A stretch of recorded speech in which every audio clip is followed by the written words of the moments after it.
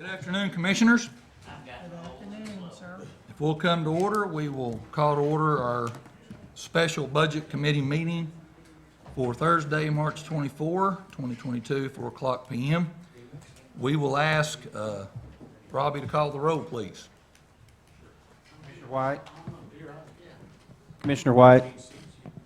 Commissioner White. Here.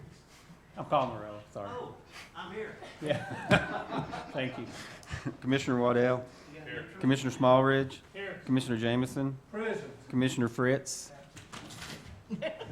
Commissioner Denenberg. Here. And Commissioner Creasy is absent, and Commissioner Val. Here, let the record reflect, we do have a quorum. We would like to ask Commissioner White to lead us in prayer, and then we'll ask Commissioner Smallridge to lead us in the pledge. You know, ever since our commission meeting and the lady was speaking of Ukraine, you know, there's a lot of trouble going on in the world. And it's a blessing for us to be able to come and gather in peace and harmony and, Safety.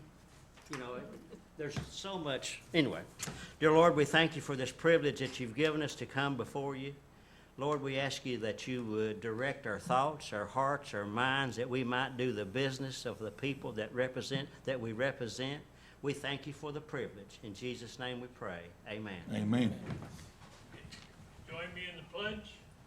I pledge allegiance to the flag of the United States of America and to the republic for which it stands, one nation under God, indivisible, with liberty and justice for all.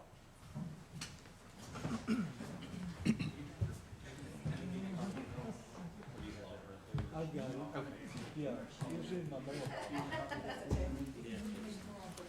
Thank you, Commissioners. Before we get started on the agenda, we do have a citizen who would like to address the Budget Committee this afternoon, Mr. Mark Duvall. Floor is yours, sir.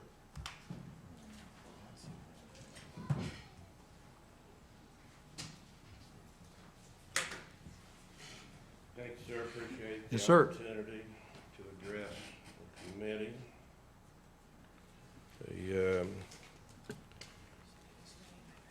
It's tight times right now, so I didn't have enough chance to make enough copies for everybody. Mr. Duvall, if you would, before you get started, please, I forgot to ask you to do something. It's my fault. Yes. Could you please state your address, please? 103 Brewer Lane, Thank you. Andersonville. Y'all don't mind share.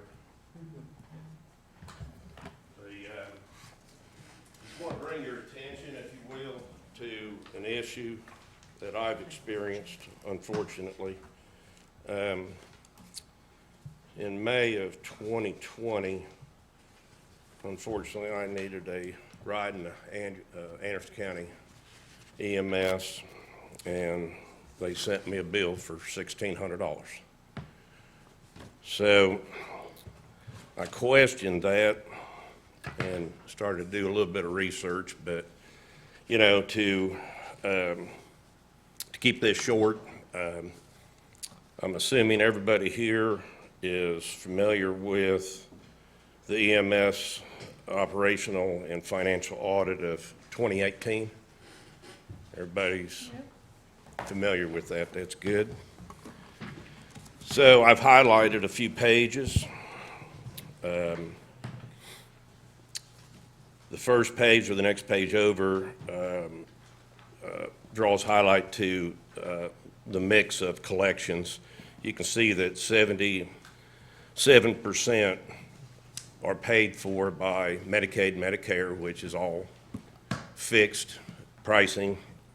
And then there's the commercial, self-pay, and other. The next page is what Medicaid pays, and the mileage rate at $7.37, and then the basic life support, which is what I ended up having, was they pay $340 per call. So apparently the Anderson County EMS, their charge master, I don't know where this came from, but their mileage rate's $21 and their fee to show up is nearly $1,000. The next page highlights the per-trip collections. This is interesting. In 2017, there was 14.5 million billed, little less than 5 million collected, which averages $295 per trip. That breaks down to a loss of $37.11 per trip. We're losing money. So I think this has some significance, the amount that's billed versus the amount collected. So the next page over, if you take the 17,000 service calls at 77% is roughly $4.5 million. But if you take the 11% commercial people like me, my insurance company paid $450. They were only obligated to pay $400. We resubmitted, they actually paid another $50.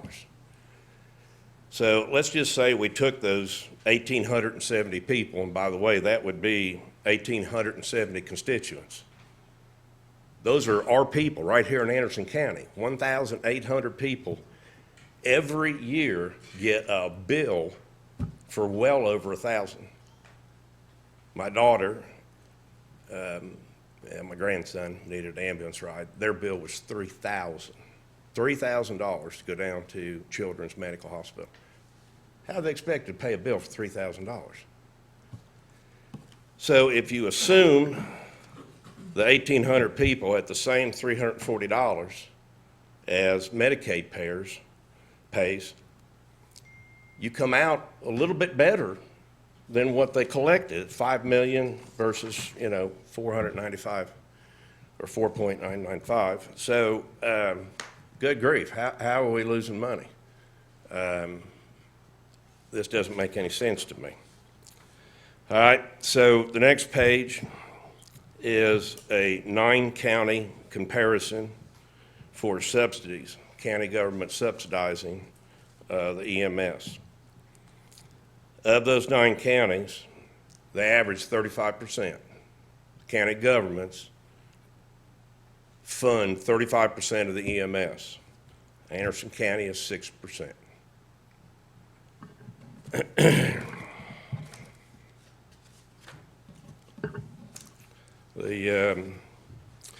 This last page, I was just did a quick Google search, and apparently there's a bill in the United States Congress, and I believe it was last year, 2021, and it has increased payments for ambulances to all the states, 2%, I think, 2 to 3%. Have we received that? Has the EMS gotten an increase in federal funding? I don't know. I'm just saying there is a bill, and it's actually right now they're looking to extend it for 5 years. So anyway, that's for your review, but I would sincerely hope that you all would look at this.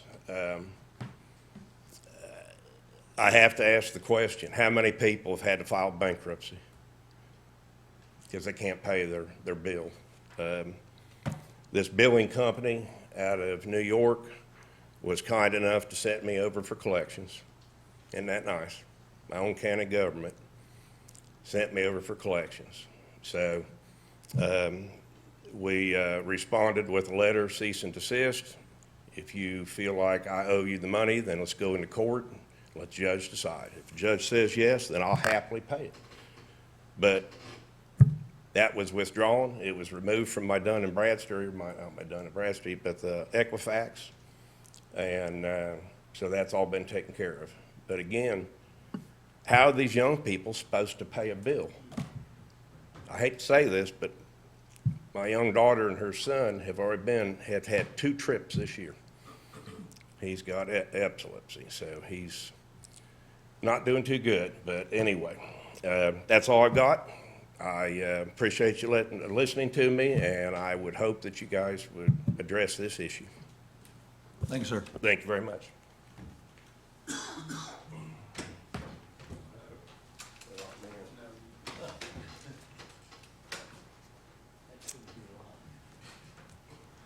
Moving on, next item on the agenda Chairman, is, where did our 3-minute rule go?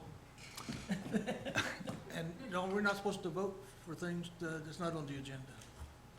yes, sir, we included that as a citizen's appearance. We didn't call for a vote on that. I was actually gonna ask Director Sweet if he would be willing to contact the gentleman, but I got the timer started late, Commissioner White, to answer your question. I apologize for that. Didn't know what direction we were going in, but I was reminded to start the clock.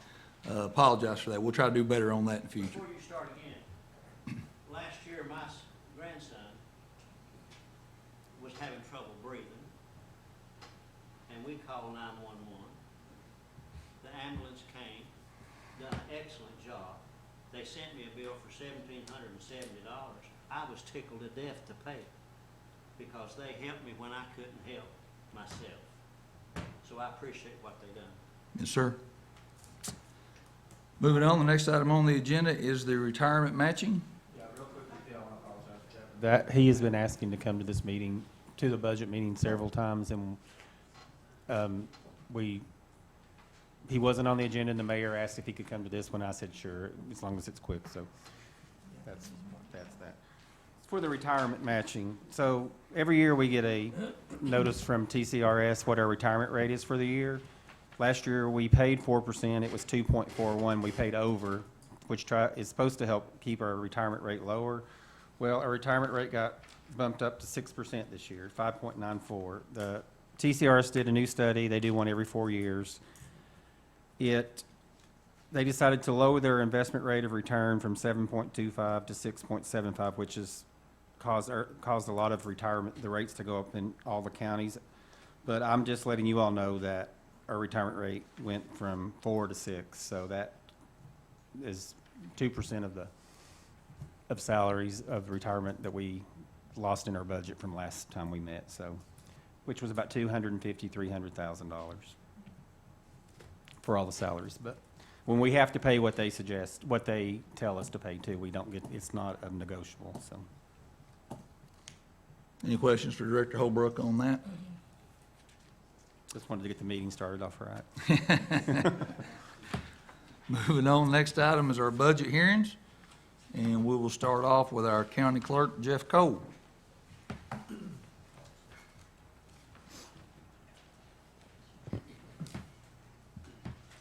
I appreciate y'all's opportunity to come and speak. Real quickly, I'm asking for another position this year in the budget, or the budget coming up. We are getting a fee increase on one of our services that we do from the state. I am trying to make the Norris Andersonville office a full-time driver's license station like I have here at the courthouse and in Oak Ridge. That's part of the expansion for this position, as well as we hope to, I've not decided yet, but they're trying to get it cleared as well in Nashville this year to give the clerks the opportunity to start fingerprinting. So I'm thinking about taking that on. I thought of that 4 or 5 years ago, and there was some, it just didn't work out. But they're trying to get the change of the law right where they'll give us clerks an opportunity to be able to offer that service. And with the fee increase that we get, Robbie's got some of the numbers, we're going to increase my fees that I've well cover the position asking for, so I have a revenue stream for that. You want to tell them the new numbers? We upped his revenue, 400,000. Yeah. Based on his numbers. It's a pretty good fee increase if everything goes right. That's the high side, but it's a forecast. But I think we'll get there. Commissioner Denenberg. Thank you, Mr. Chairman. Mr. Cole, the fingerprinting will be for what? Just for, I don't know a lot about it. It's for jobs and things like that. I don't think it'll interfere with you guys. I don't know how that works with y'all, but it's, For licensing and that sort of thing? yeah, if somebody needed a, job or something, they can run down and get one. We found out about 3 weeks ago, so we kind of got not blindsided with it, but it was something I wanted to do 3 or 4 years ago, and it just never did work out. There was some upstart fees with it, and I wasn't comfortable with it, so I opted not to do it. But it's just the public comes, and if they need, and I've not run any numbers. I don't even know what the fee would be, because we found out about 3 weeks ago that this was a possibility. And so this was something that I kind of want to do it. I wanted to do it 5 years ago, but like I said, we just couldn't get it worked out. Thank you very much. Any further? Commissioner Fritz, go ahead, sir. With the real IDs and everything like that, do you see a really jump in the number of driver's Well, license you're doing? That's you've got to do it by 2023. And we were in the process of expanding our driver's license, and then COVID hit, and the state kind of shut down on equipment and stuff. Man, they got an unbelievable bid process when they got to buy new equipment. It's like pulling teeth. So they're kind of back online, so hopefully by fall, they're going to have the equipment. You've got to use all their stuff. You can't, they don't contract out with anybody. It's all their stuff. So, I do. We've had an uptick the last 4 or 5 months with driver's license, and I think when we get closer to 2023, I think it's really going to be an uptick with it.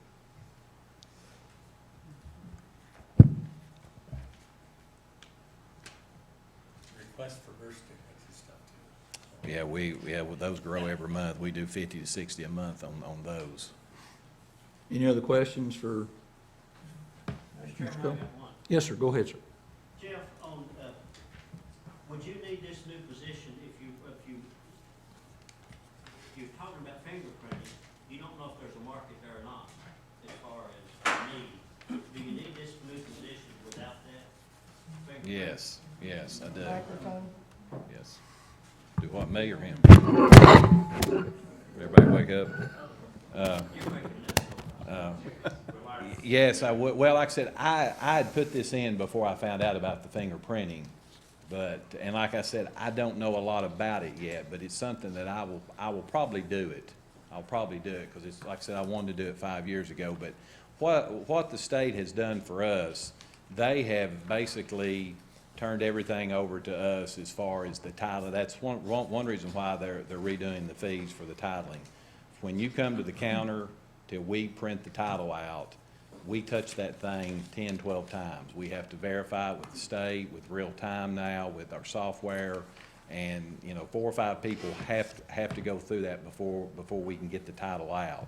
So they have kind of used us as a subcontractor, so to speak, and we're doing a lot of their jobs now. And like I said, I was asking for the position before it because we had that revenue stream coming in. But yeah, I need it. Plus, if I can get the equipment for the full-time driver's license in Norris and Andersonville, that'll be huge, because I mean, we do a lot of the halls area and stuff. We have the kiosks up there, but it's not a very good. It works, but I'd rather have it be full service. So this is a full-time, this is a high priority with you, this new Yeah, position? yeah, it is, yes. And if, And I wouldn't have come, that's what I told Robbie when I shared it with him. I was probably not gonna come till we found out we were gonna get the fee increase, with the revenue stream, because I don't, like I said, I wanna have a way to pay for it before I come, is what I'm trying to say. thank you. Thank you, Mr. Chairman. Sir, any further discussion? So, what we're looking at tonight is approval of the county clerk's budget with the addition of the employee? You can do that, yes. Or- Since, or you can wait and vote. You can, any of these tonight, you can vote for and approve, or if you want to take longer, we can discuss them at the budget meeting in April. Because in April on the budget agenda is to approve or reject budgets, so, which we've already approved most of them, So we could approve today or wait? yes. Last year, I think we did approve one by one, but it's not necessary if you, Anyone want to make a motion at this Well, point? this one here is not really, it's nothing new or different other than the fact of that one position that he is paying for it with the increased revenue. So with that being the case, I'll go ahead and move that we approve the county clerk's budget.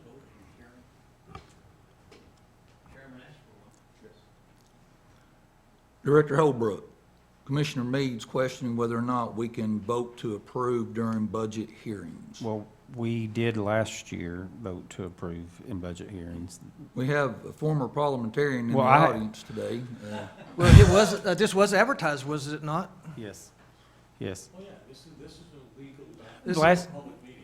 I will still bring the budget back to you in the 4th. For a to full approval of the see if entire you- budget. That way I know if I should put this in the budget or not, and then you can vote to approve the budget or not. I mean, Commissioner Fritz moves to approve the county clerk's budget as submitted. Do we have a second? I'll second. Seconded by Commissioner Denenberg. Any discussion? Hearing none. All in favor say aye. Aye. Any opposed say no. Motion carried.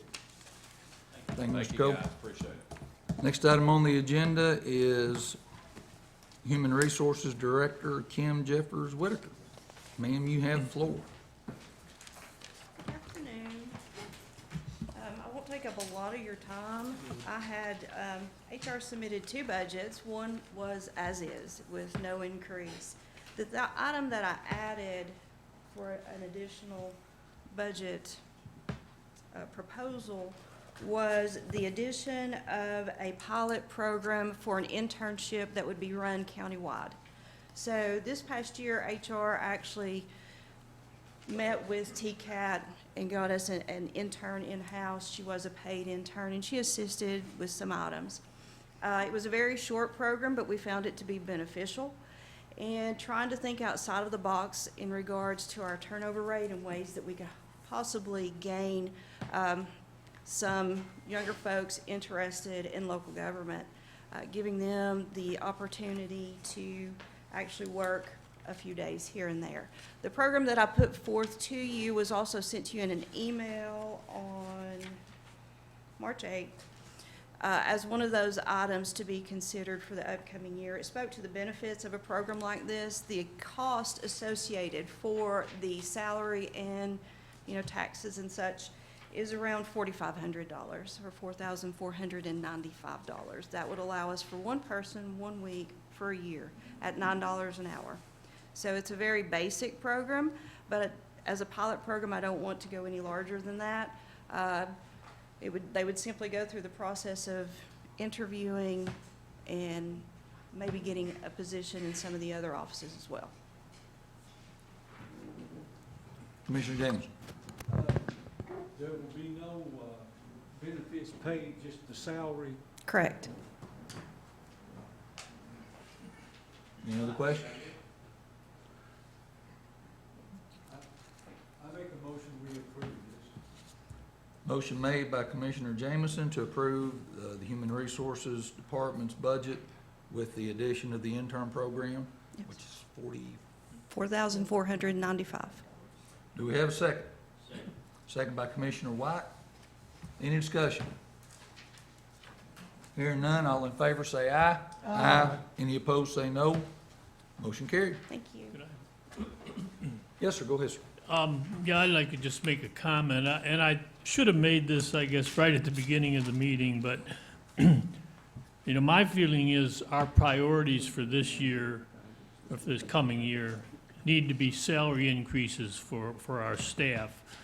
The inflation rate over the last 12 months was over 7%. Last 2 months, January and February, was 7.5 and 7.9. And certainly this, I think, hits the lower paid staff, much harder than people that make a higher salary. 5% on 80,000, a 5% increase, you get 4,000. If you're making 40,000, 5% increase, you get 2,000. And yet these people have the same cost, food, utilities, gas, rent. So it's much harder for a lower salary person to deal with that. And again, I think salaries need to be a priority almost before anything else. I'm not suggesting we don't need to do something significant in wherever we can, whether we're losing employees because of salary or whatever, but I think at this point, I'd like to see the big picture a little more before I make some of these very significant decisions that are going to impact the budget. Again, this is just my opinion. I think the priority has got to be on salary increases for our staff. Thank you, sir. Mr. Chairman. Commissioner Fritz. That's the reason I made a comment in our full commission meeting the other night. Presenting the no increased budgets and stuff is good. That's what we need to look at first. And then that's where I asked the HR director, because she's been doing a lot of detailed work on, the different salary levels of our folks and the turnover ratios and things of that nature, and what we need to do to try to, address that.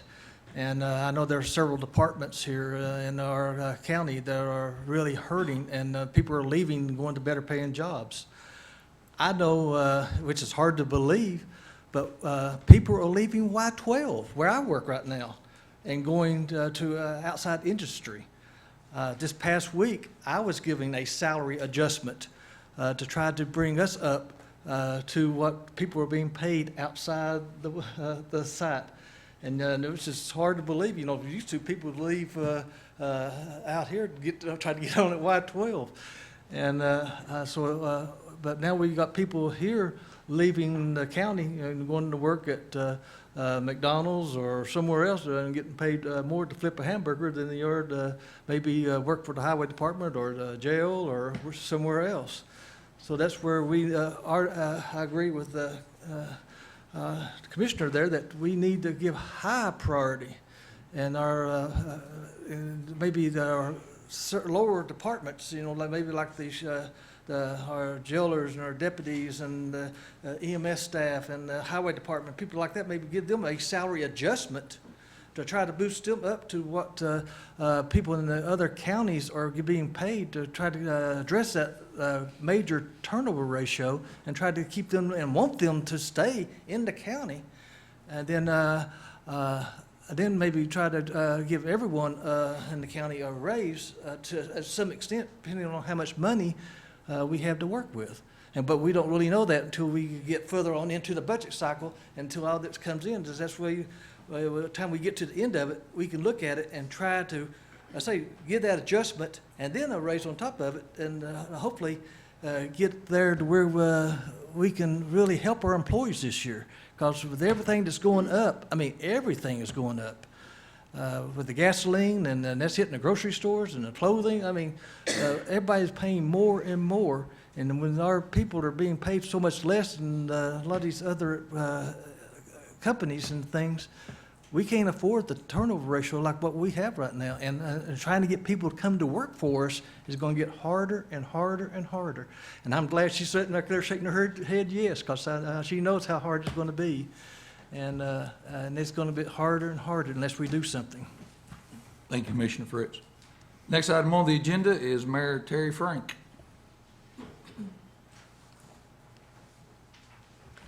Thank you, Mr. Chairman.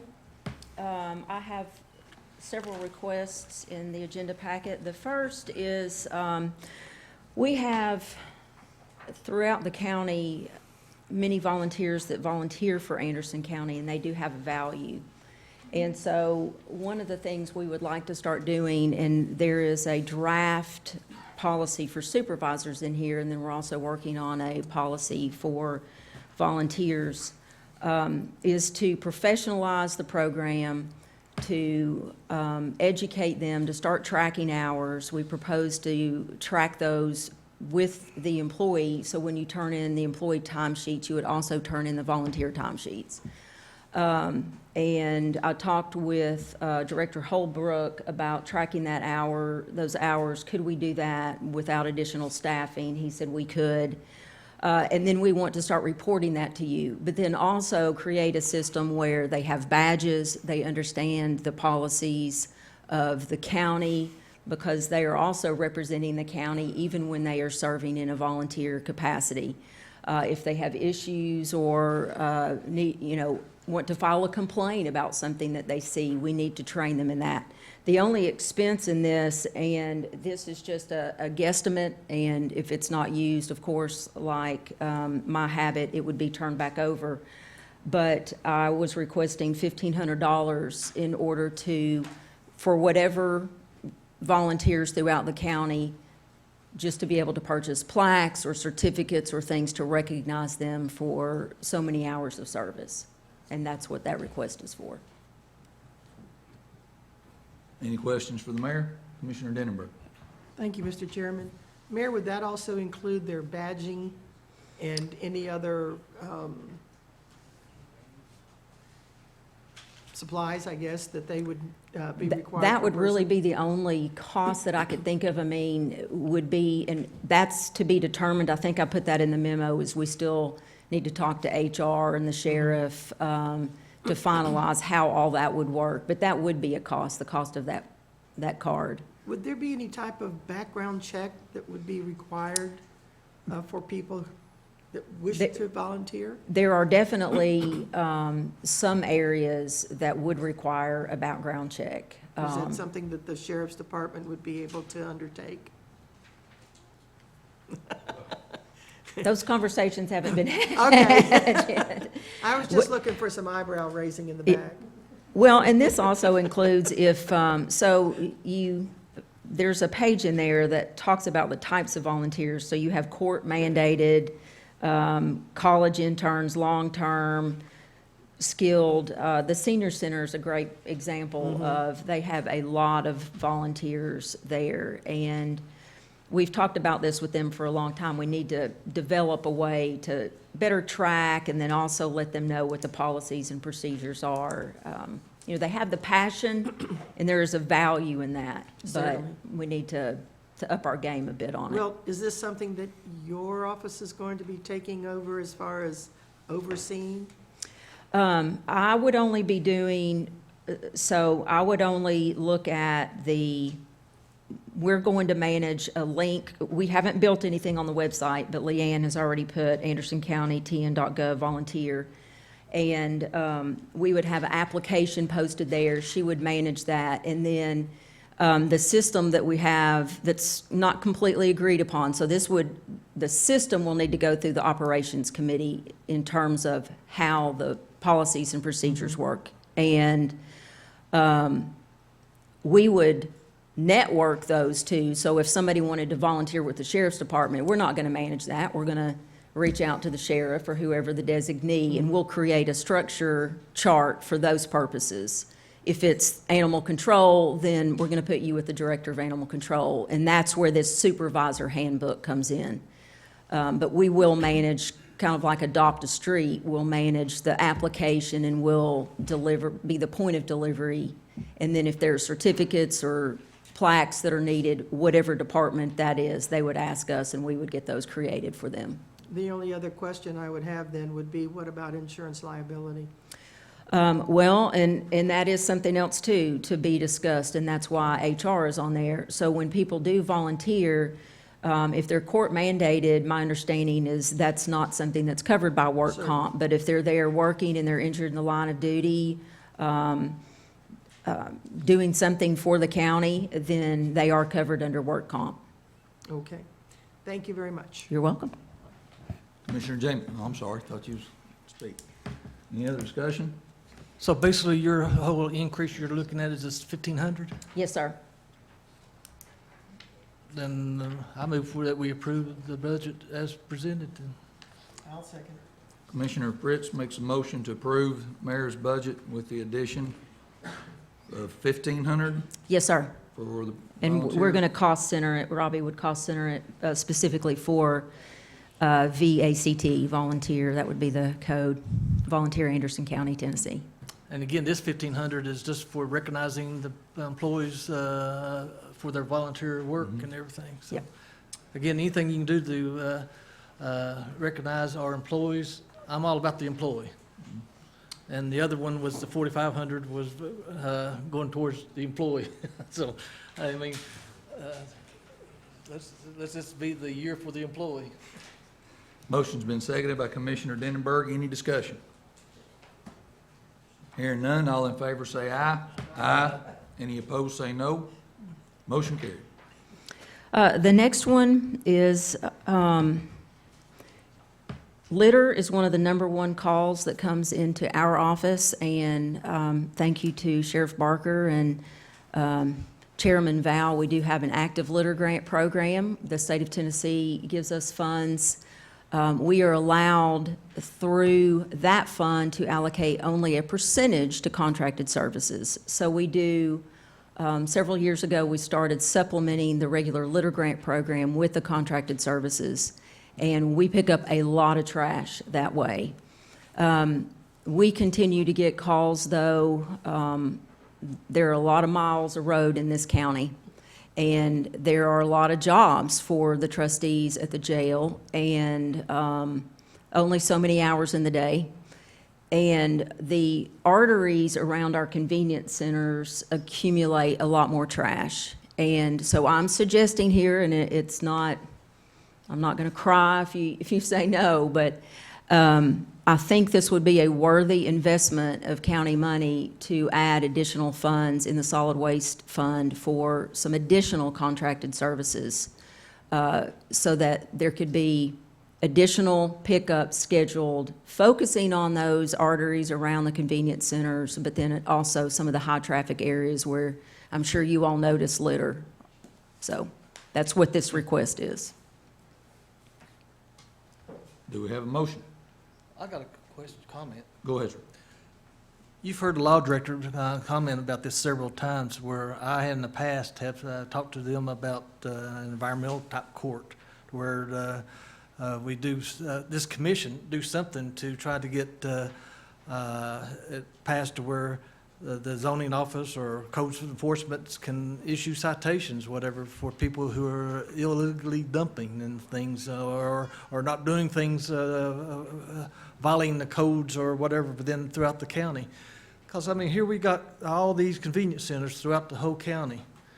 And you look around and, you know, at the number of illegal dumping that's going on, not only in this one district, but in every district throughout this county. I mean, to me, it's just people being lazy. When you have free places to take your trash and your garbage and recyclables and everything else, and they just choose to find a place where nobody's looking and dump it beside the road or whatever. I don't know how many times the sheriff has sent somebody out there alongside B. Wells Road and picked up wheels and everything else. I mean, if we can eventually do something along that lines to where we can generate a revenue stream to help combat this, you know, we can maybe have some extra funds come in to not only address that, but a lot of other problem areas that we have throughout the whole county. And I agree that, you know, this is a major problem. I know you go out there at especially the Eastwood Valley Center, and you go all the way up and down Clinton Highway, and at times trash is horrendous, where people are bringing their garbage down there, and whether it blows out or they lose it or what, but it's all over the place. And I will say that the Tennessee Advisory Commission on Intergovernmental Relations is studying litter this year, and then the legislature is looking at reallocating or diverting some tax money, some existing, I think it's barrel tax on liquor. They're looking at diverting some of that to litter collection or to cost of litter cleanup. So that's yet to be seen. But the TASER report is really taking an in-depth look and looking at things specifically like you're talking about with enforcement. I'm serving on that board now, and I even suggested that maybe we incentivize, like back in the day for meth labs, you know, we encourage law enforcement to go out there and really drill down and try to root meth out of our communities. And there were, you know, extra funds available for that. And maybe there's a way to incentivize enforcement for the litter control. And I know that's not popular.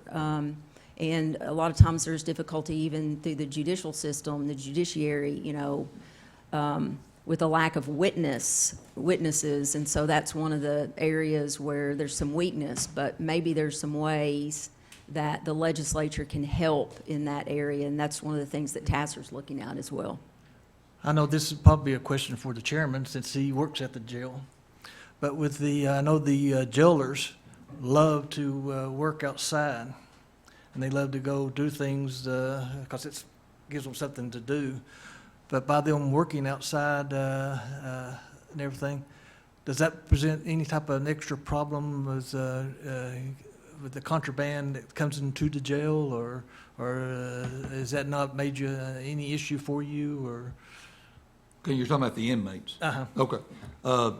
Anytime you have inmates going outside the building and coming back in, there's always a possibility of contraband being smuggled in, but we have to take them to court, we have to take them to the doctor, so that will always be.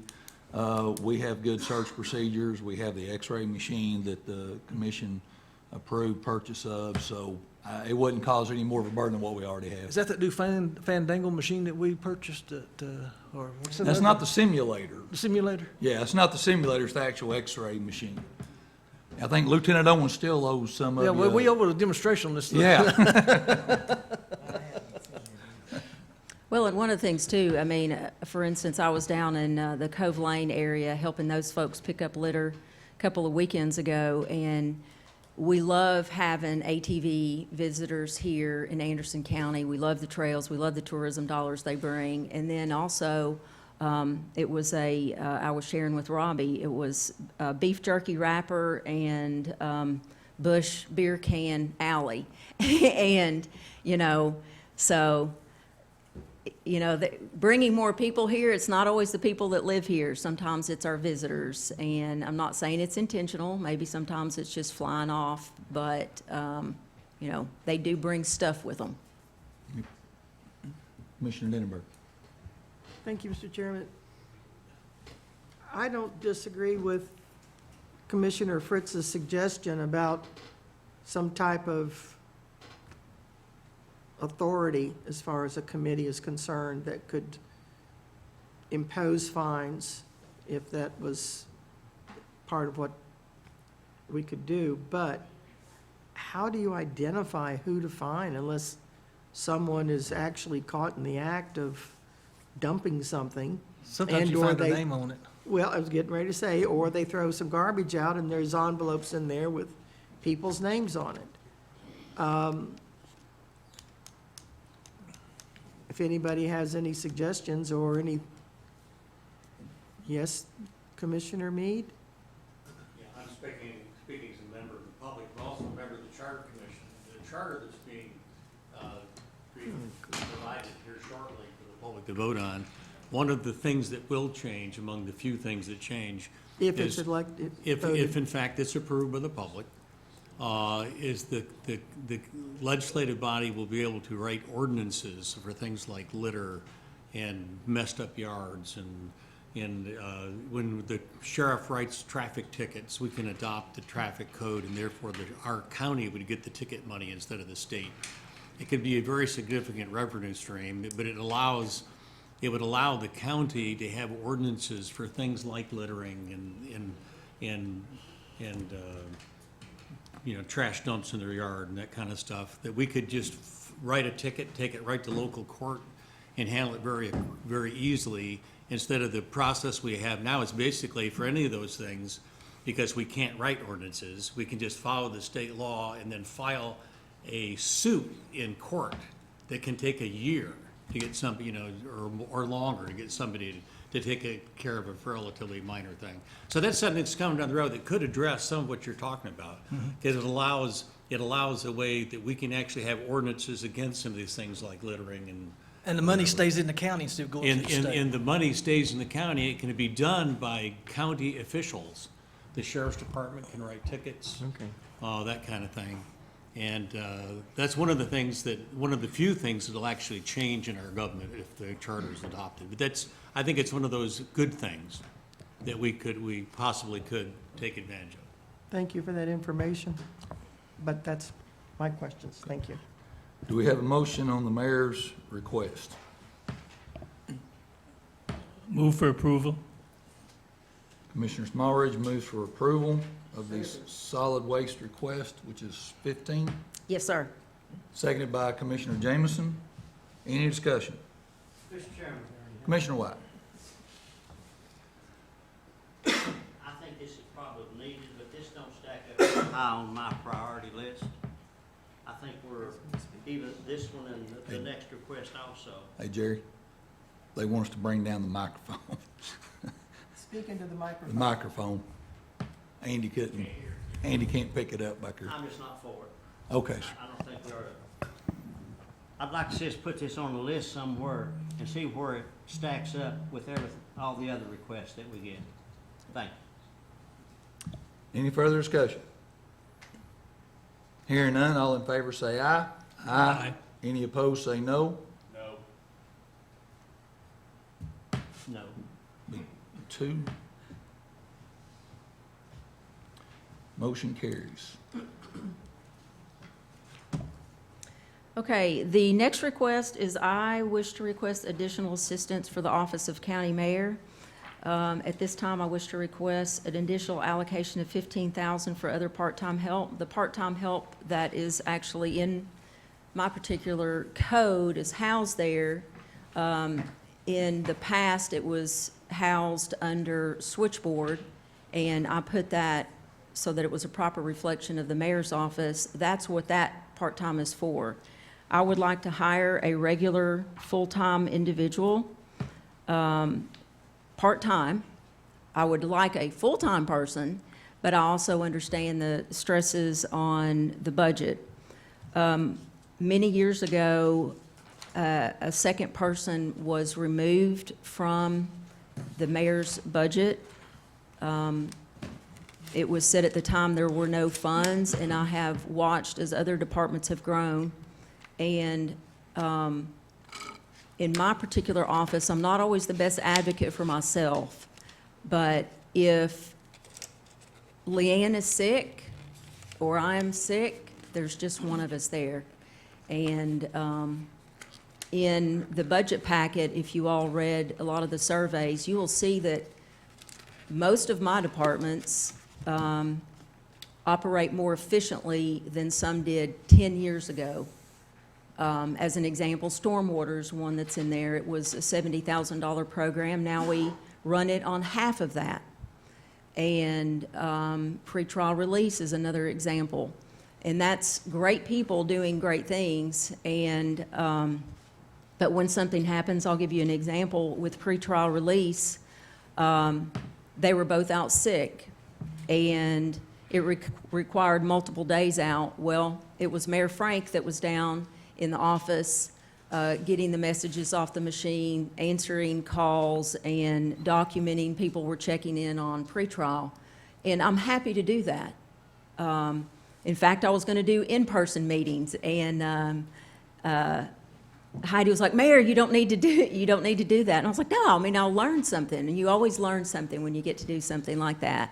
But it also means that other duties wait, or that my office sits empty, or that the phone doesn't get answered. And I think I worked very hard, and I think I have saved this county a lot of money. And I think a part-time person is a reasonable request. And I have contracted services in there as well, which again, I have a record, and I'm happy to put this record before this committee in terms of data of efficiently using the money that is allocated to me. If you look at planning and zoning as an example, if they don't use it, they're not rushing out last-minute purchase orders to the purchasing department. They're turning it back over to Anderson County and to the taxpayer for use. And I think I could make efficient use, save the county benefits in full-time and retirement by patching this together in order to get my office the assistance it needs. And I will say that my duties have been increasing in light of a lot of federal money that's coming down. And those require the mayor to actually review. I mean, they want the mayor's signature. They want the mayor to review. They want the mayor to have the conversation. The mayor, I have to file something coming up here in a few days on TDEC, where it's the mayor. And I'm happy to do that. Absolutely love my job. I love the nerd work. I serve on numerous boards and committees, but I think I need some help. And again, I'm not very good at asking for it, but I'm asking for it this time. I'll certainly make the motion to provide the mayor with what she needs, because I do agree she works very hard and is very deserving of additional assistance. Motion made by Commissioner Denenberg to approve the mayor's request. Do we have a second? Second. Second by Commissioner Jameson. I have a question. Commissioner Jameson, go ahead, sir.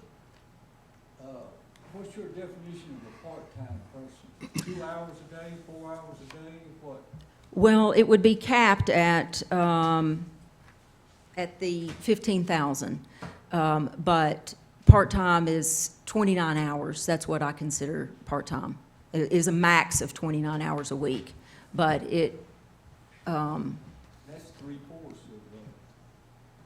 the public. yes, yes. If you go above that, if you go above 29, then you get into a full-time status, and it requires benefits and retirement and all of that. That's it. Would they be eligible for retirement and benefits? No, sir. The only thing they would be eligible for would be, the county does offer telehealth for part-time employees as well as full-time employees. So that is the benefit that they would receive, the one benefit. Thank you. You're welcome. Commissioner Waddell. Do you have any money in your budget currently for part-time help? I do. It's the switchboard operator. Okay, and how much was that? It's 21,000. Okay, so you're gonna have 36,000 for part-time help then? I mean, I can pull the switchboard operator out and put it in a separate code if it is more transparent for you all. How often do they work? The switchboard? Yeah. Monday, well, she works 29 hours a week. Okay. So So this would just be specifically for your office? this would be a regular, on occasion I've had some people before. I've even had a veteran come in and just answer my phone on a time where, like, Leanne has had a litter grant training, just to have somebody there to answer the phone. But it's hard to get someone just here and there, and so I would like someone to work on a regular schedule or somewhat regular schedule and become a part of the office. Okay. I think it'd be more beneficial to separate the two myself, but since you cover so many areas, you know, at least instead of it looking like you have $36,000 for part-time help in your office, it kind of clarifies it for Yeah. everybody. Commissioner Fritz. Well, we've been talking about pay discrepancies and things, that and the other, and underpay and things. You gonna be able to find somebody to work 29 hours a week just for 15,000 a year? I don't know. I'm going to try. You know, there are a lot of retirees out there who have lots of fields of expertise that maybe aren't truly ready to retire or may have retired from another state. So we do have some employees, even in Anderson County government, that say, for instance, they were law enforcement and then they come here. Or there may be someone just graduating from school that might be doing something else, and they also want to get some experience in county government. I think I can find somebody. Commissioner Smarts. Yeah, I just want to say, I think the mayor does a tremendous job and makes best use of the time. And in fact, I sit here sometimes and wonder how she keeps up with everything that she does. So, and I do think she's very efficient in the way she handles things. So I'm going to support this. Thank you, Any Commissioners. further discussion?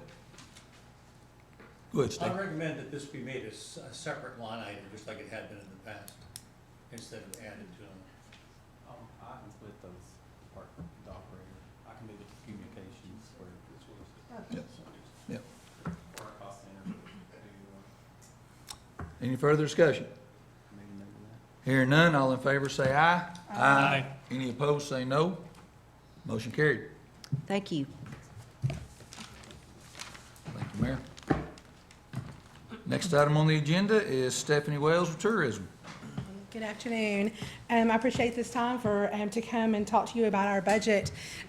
We are a little bit different, that we are a separate fund and we have a direct revenue source. So when we were requested to do a no increase budget, I called Robbie and said, do I have to? Because we have had an increase in our revenues.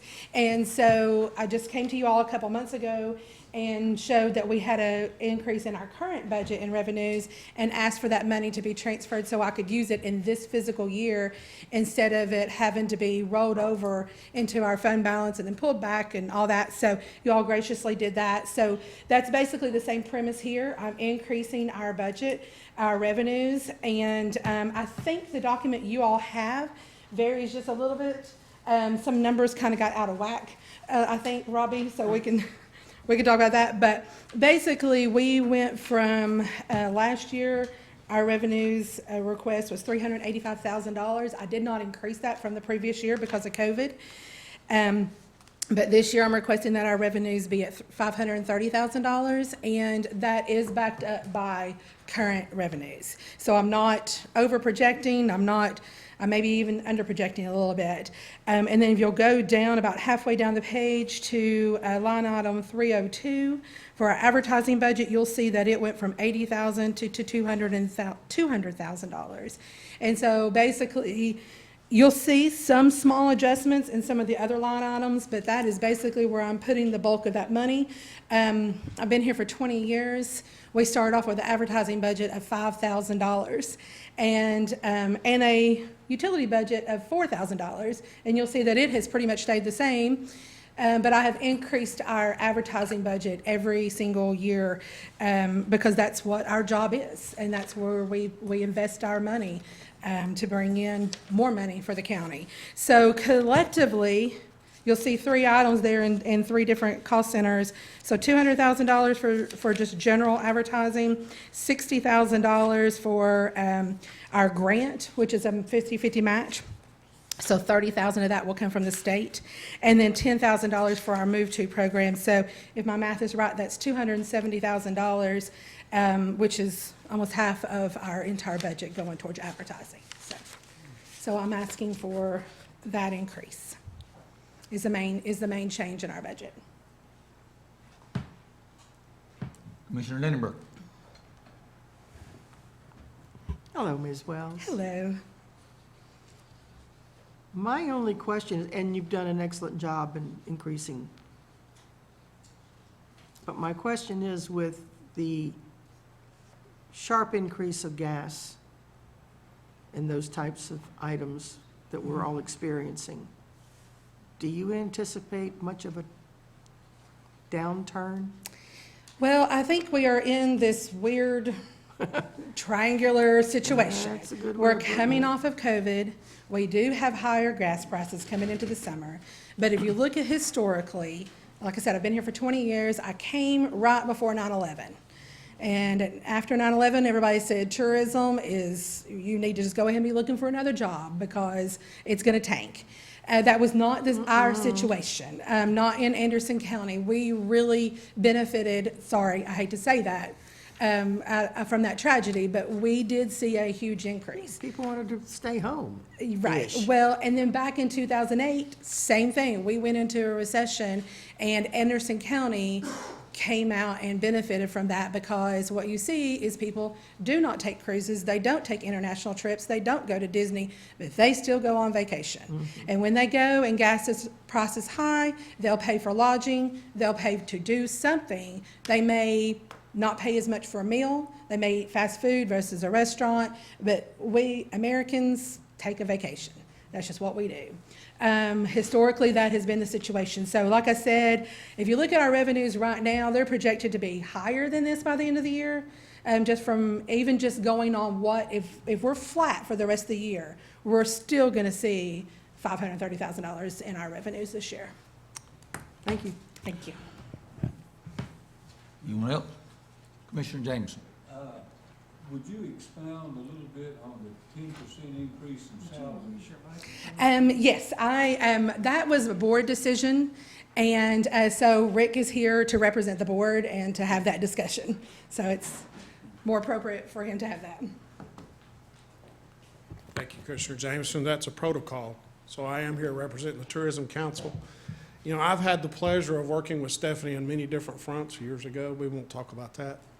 But the last 7 years being president of the Chamber of Commerce and partnering with tourism, we go together.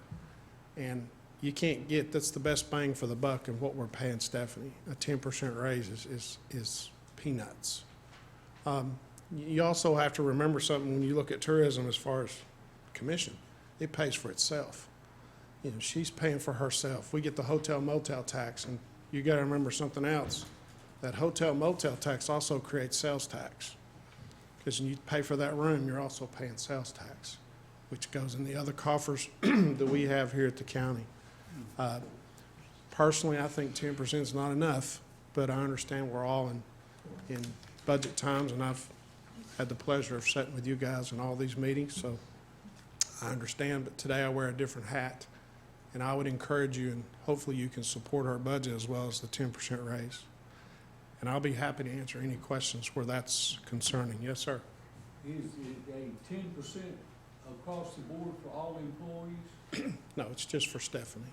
Just one person? You'll determine if there's another raise for the employee. Did you? I don't know. They would receive the raises that the other employees receive. Correct. I actually have a vacant position right now. It would be the only other person in my office that it would apply to, and that position is vacant at this time. So what would a regular employee get, what would their raise be based on what you're offering now? Well, they make They $11 gonna an get a hour. 10%? I was just checking to see if that was, right now, the position is vacant. I have given $5,000 raises to my employees before when situations have changed and increase in revenue. So, but right now, the salary that I'm offering the new position is not as much as the person made that left, because that person was there for 11 years. So they received, raises and other raises other than just cost of living raises, so. Do you have other employees that get benefits? No, that position is the only other full-time position in my office. I have 2 part-time positions that operate the Welcome Center. Thank you. Thank you. Before we continue on, Commissioners, Andy, I'm getting information that our feed is down.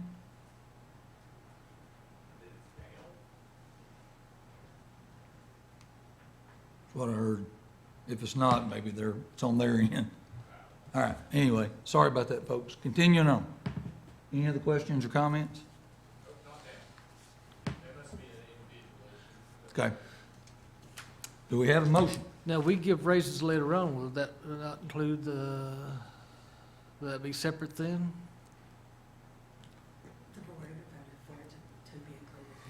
The Tourism Council Board voted for this to be included. So I guess you could exclude it if you pass this 10%. Well, I don't want to give double raises. Right, well, absolutely. But the 10% is in the proposed budget. So I would assume if you pass this, that's what you would pass. You wouldn't add anything to it. My only concern is that we asked everybody to submit packages without the raise. That's why they're at the hearing. Huh? That's why they're here for the budget hearing, because these people that are here today did not submit that no increase.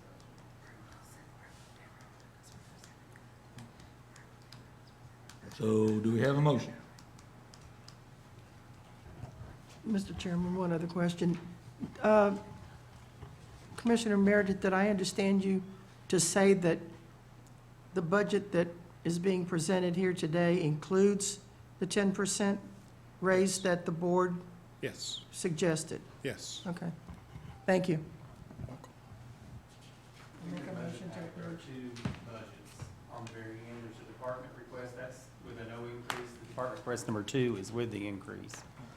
So I did one just like last year's, and then I included the changes for this year in the second column. Just remind the committee, this is a separate fund. It pays for itself. And- It's not like, We're still, That it's was the what I perception. was going to, I understand, Well- Commissioner Fritz. people just need to get educated. Stephanie has done a fantastic job. She's brought in a heck of a lot more money than last year, and I will make the motion to approve. Do we have a second? I'll second it, so we'll vote. Seconded by Commissioner Jameson. Any further discussion? Hearing none, all in favor say aye. Aye. Any opposed, say no. Motion carried. Thank you. Thank you. Next item on the agenda is Sheriff Russell Barker for the Sheriff's Department and/or Director Tyler Mays. What was the vote on that particular race? I heard no vote. No votes. I'll be a no on that one. On the tourism. Okay, so now we have, I voted no on that. all right. Wait, we need to revote. Can you see if they're still out there in the hallway, please? Oh, no, they've been around for a Well, while. They know. if there's only 2 no's, it still passes. They're out of here. Mr. Chairman? Yes, sir. I still think we need to prioritize these things. We're gonna, at some point, we're going to have to put a dollar figure on this. And we've had folks talk about the raises that we're gonna have to give. We're about to simplify matters. We Uh, really are. You turning in your salary? Robbie, let the record reflect that vote was 5-2. 5-2 passed. Sorry, Sheriff. Sorry, Director Mays. Go ahead. I'll let Sheriff go here in just a second. Not that I can tell him what to do, but if it's okay with him. So in the packet, now I'll tell you, the presentation today is going to be a lot different than what everybody has anticipated. It's been, since we submitted the budget, we've had meeting after meeting with county leaders, within some of our staff, and, the command staff, and then more meetings about how to make this work. So what I want to discuss real quick are the few items that are not salary wages, but increases that we put in our budget that I think is important to note. The first one that I think will take a little less time to discuss is the increase in gasoline. I mean, as you know, that most of our employees, especially on the operations side, they drive. And so when we submitted last year's budget, gas was $2.37 a gallon. This year's budget, it's significantly different. We are trying to make things work within our own fund to not ask commission for money this fiscal year for gasoline. But we're hanging on tight, but it's starting to slip just because gas prices are so high. Our usage has not changed, but of course our price has. So we've asked for $45,000 in gasoline increase. We hope that next year something changes and we can give some of that money back. But as it stands today, that is something we feel that we need to be able to operate. The other increase that we have presented is in medical. So in our jail code, We have in our 399, it's other contracted services. So within that, we pay for Kelwell Food Management and Southern Health Partners, who does our in-house medical services. We are actually in the process of bidding out new food management services. We may end up staying with the current company. However, when Sheriff was elected and we came on board, they were in place. They had piggybacked off of Maury County. And then when that contract expired, we piggybacked off Wilson for the sake of continuity of operations.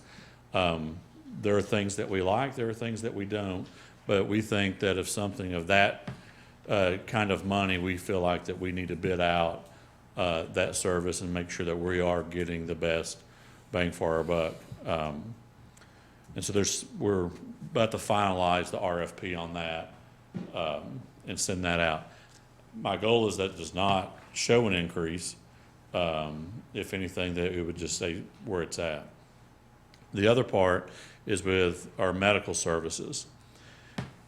So for the last 7 or 8 months, when we've had our continuous meetings with our medical team, we always ask kind of what is the biggest need that you guys have?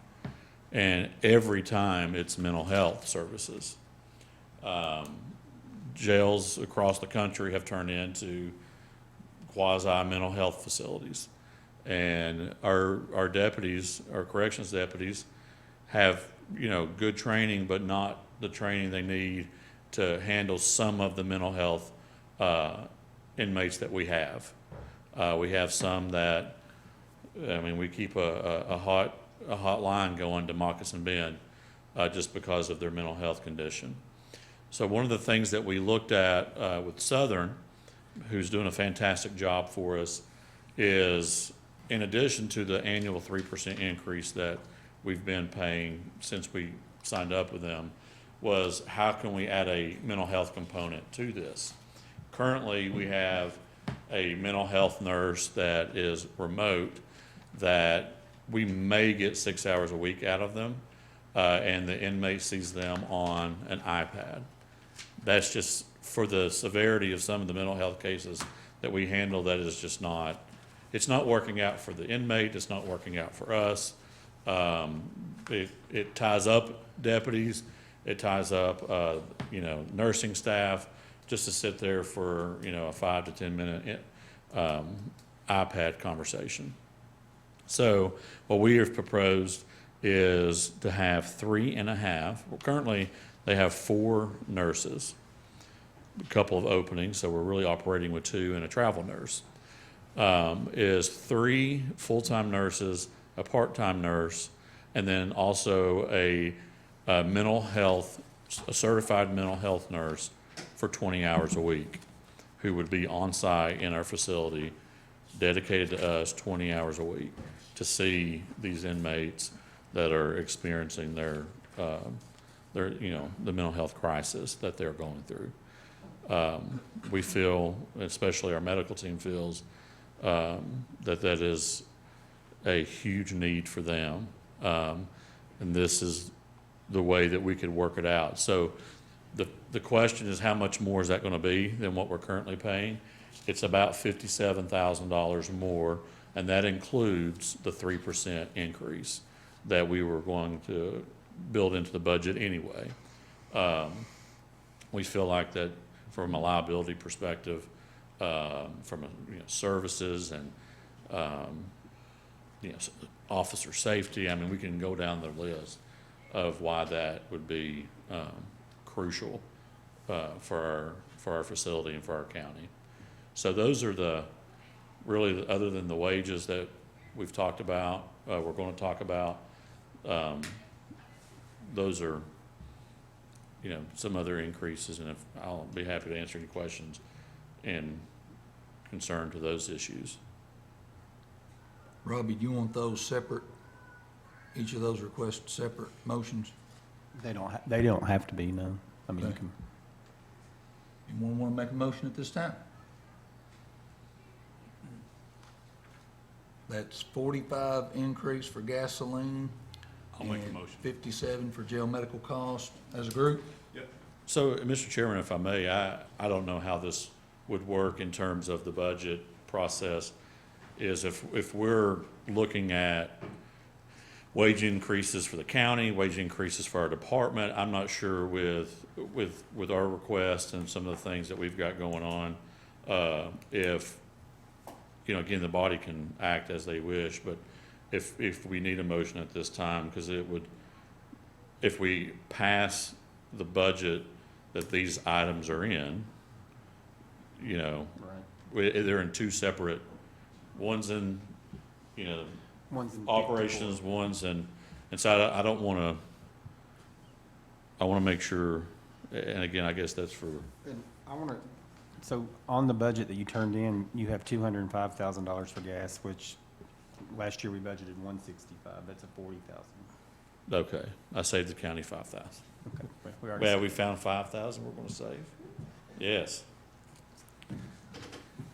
So back to the question at hand, would it be Well, since better? it's two different budgets, then we should probably make two Okay. different motions. I'm sorry. I'll make the motion for the gas then, Okay. initially. Commissioner Waddell moves to increase the sheriff's department budget 45,000 for a gas increase. 40. 40, that's right, I'm sorry, the 5 was Because saying. they All right. thought, Right. might want to bring it down to 35 since. No, we cut it as low as we could get it. Do we- But you Commissioner. found $5,000. We did. Do we have a And then second? Captain Sharp will have to funnel the 5,000 if we need it out of pocket. I'll second. Seconded by Commissioner Denenberg, any discussion? Question. Commissioner Smallridge? We're voting kind of separate pieces of the budget? Yes, sir, because They're they're, two different budgets. One's detention and one is the Mr. Chairman, sheriff. yes, sir. I move that we hear the entire budget on both the jail and the sheriff and defer any action until we, to the very end of the process, until we know what we we're dealing with. And that way we can make a good decisive decision on how we can adequately fund all the departments here. Because we know we got to do major funding for them this year. And that way we know what we can do and how we can do it. Let's go ahead and hear what they need, know what we got to do and how to address it. Then after we get all the pieces on the table and know what the total funding we got, then later on in the budget process, then approve the budget, and that's my deferral action. Okay, so you're making a motion to defer? That's correct. After we hear all the proposals. Commissioner Fritz moves to defer the current motion on the table. Do we have a second? I'll second. Seconded by Commissioner Smallridge. Any discussion on the deferral motion? I wish Phil were still here. Do we debate a deferral motion? I don't know that. There's one of them we don't debate, and I can't remember if it's a deferral or a referral. We can always go back and correct it, I guess. We do have a second. Any discussion on the deferral motion by Commissioner Fritz? Is it deferral? This is not saying we're not going to, Later on in this meeting? no, into our, Or you deferring Budget the whole- process. the whole process until we get to the very end. Then that way we know what how much money we're dealing with, how we're dealing with. Then that way we can adequately fund the whole thing. That way we know what money we've got, how we're going to do it, and instead of doing pieces here and here and here and here and here. Right, I just wanted to be sure, but the deferral, we won't be voting on this. on the We're not budget. denying nothing. Not tonight. We're not denying nothing. We're just saying after we. At the end of the meeting. You won't be voting on the gas motion. Excuse me? He won't be voting on the gas motion, that's all this deferral is. Correct.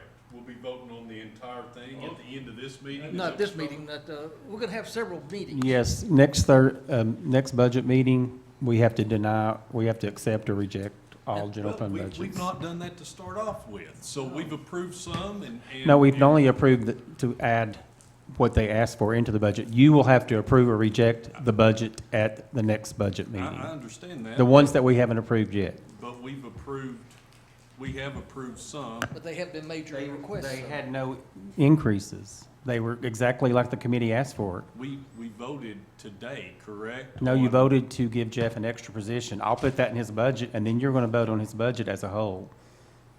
You can still vote no, or yes. All right, motion on the table by Commissioner Fritz is to deferral this vote we hear until the whole budget package. process for the sheriff's office entire budget is submitted. Until we hear the whole package. All in favor, say, Wait just a second. yes, sir, go ahead, sir. I've got to be, you got to clarify we're not, we're not voting on anything about gas or wages. Until or next week, anything. until we hear the whole If we bring off package. the whole thing, will it come back to our committee before it goes to the commission? Yes, sir. Thank you. Yes, sir. Just to clarify, we know the whole package. It's all here, guys. It was given to us. Everybody should have done their homework. They should have read over it. The numbers are there. They're there. Everything's right here. I got it out of my box, you know, before the commission meeting. So it's all here. I don't know how much time this is gonna take. We've got 1, 2, 3, 4, 5 groups that have submitted for increases. I thought that was the purpose of this whole meeting, was to either approve or deny. And The whole purpose of the meeting was to hear the our, proposals. our, Guys, And we're not if supposed to we be would debating please, a if- deferral. Commissioner Waddell has the floor. And we're not supposed to be debating a deferral.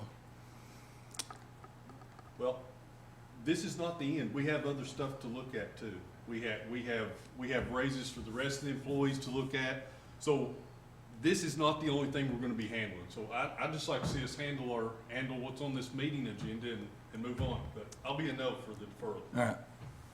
All in favor for the deferral, which means we wait to continue the debate, say aye. Can we do a hand? That's 2. Motion fails. We're back on the original motion for the $40,000 for the gasoline. Any further discussion on that? Lord, I hope Is not. that the only thing we're voting on? Yes, sir. Gasoline. Yes, sir. Then I'll vote no. All in favor, say aye. Aye. Any opposed, say no. Motion passes. Now, the next item will be on the $57,000 for the jail medical costs. Do we have a motion on that one? You were gonna vote for both of them as a group while ago. I'll make a motion. I've got a question. Okay. Motion made by Commissioner Waddell. Do we have a second? I'll second for the purpose of discussion. Second by Commissioner Denenberg. Any discussion, Commissioner Waddell? Todd, quick question. Is having someone there on staff, on site for mental health, isn't that gonna save money in transportation cost and outside, medical costs possibly by having to take them to the hospital?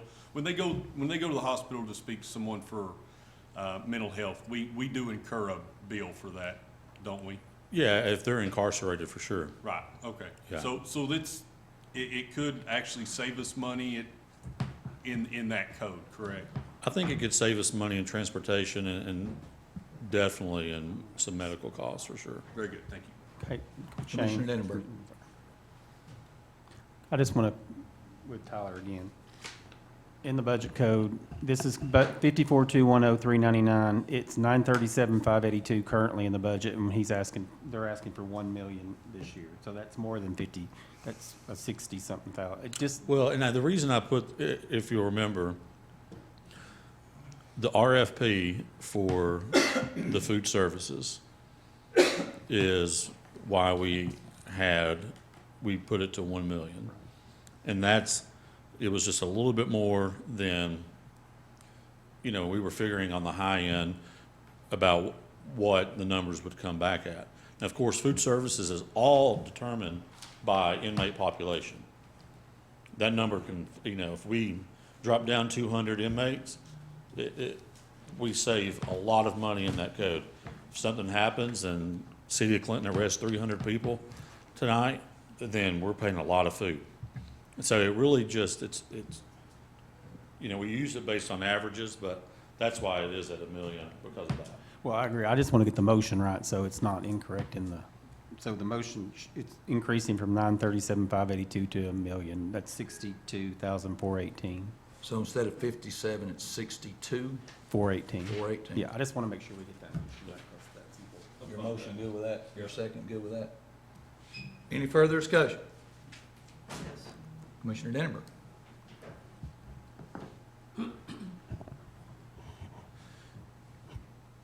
Mr. Mays, going further on Commissioner Waddell's comment about saving money on transportation and that sort of thing, I would think that it wouldn't just be the actual physical transportation, but also the salary of the officer or officers that are having to take the time for transportation, wear and tear on the vehicle, gas, oil, whatever. I certainly understand and agree that the need, I'm sure, is there. And again, going back to the fact that a lot of times our law enforcement, whether it's the sheriff's department or city police, are having to act as mental health professionals, and they're not. And any time that mental health professionals can be used instead of our law enforcement officers and putting them in a situation that may cause other issues that we really don't want to have happen. I am certainly, it's kind of like wearing a girdle. It's hard to do, but I certainly understand the need and I will support it, because I am sure that our sheriff and his personnel have gone over this in depth. And I am supporting you because of that. Thank you, sir. Thank you. Thank you, Commissioner Denenberg. Any further discussion? Hearing none, all in favor say aye. Aye. Any opposed, say no. No. No? Do a hand vote, please. All in favor of it, raise your right hand. 1, 2, 3. And against is 1, 2, 3, 4. So motion fails.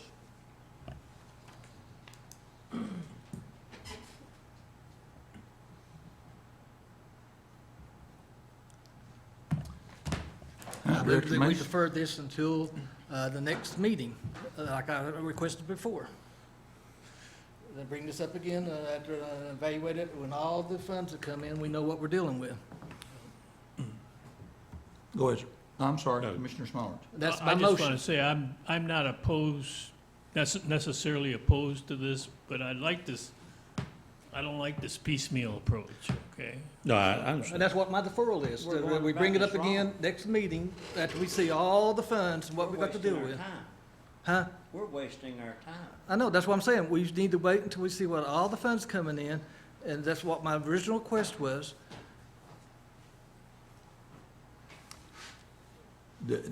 Commissioner Friss, would it actually be a deferral motion now that this motion has failed? I move that we bring this up again and Okay. address it again at our next meeting, when we see all the funds that's coming in.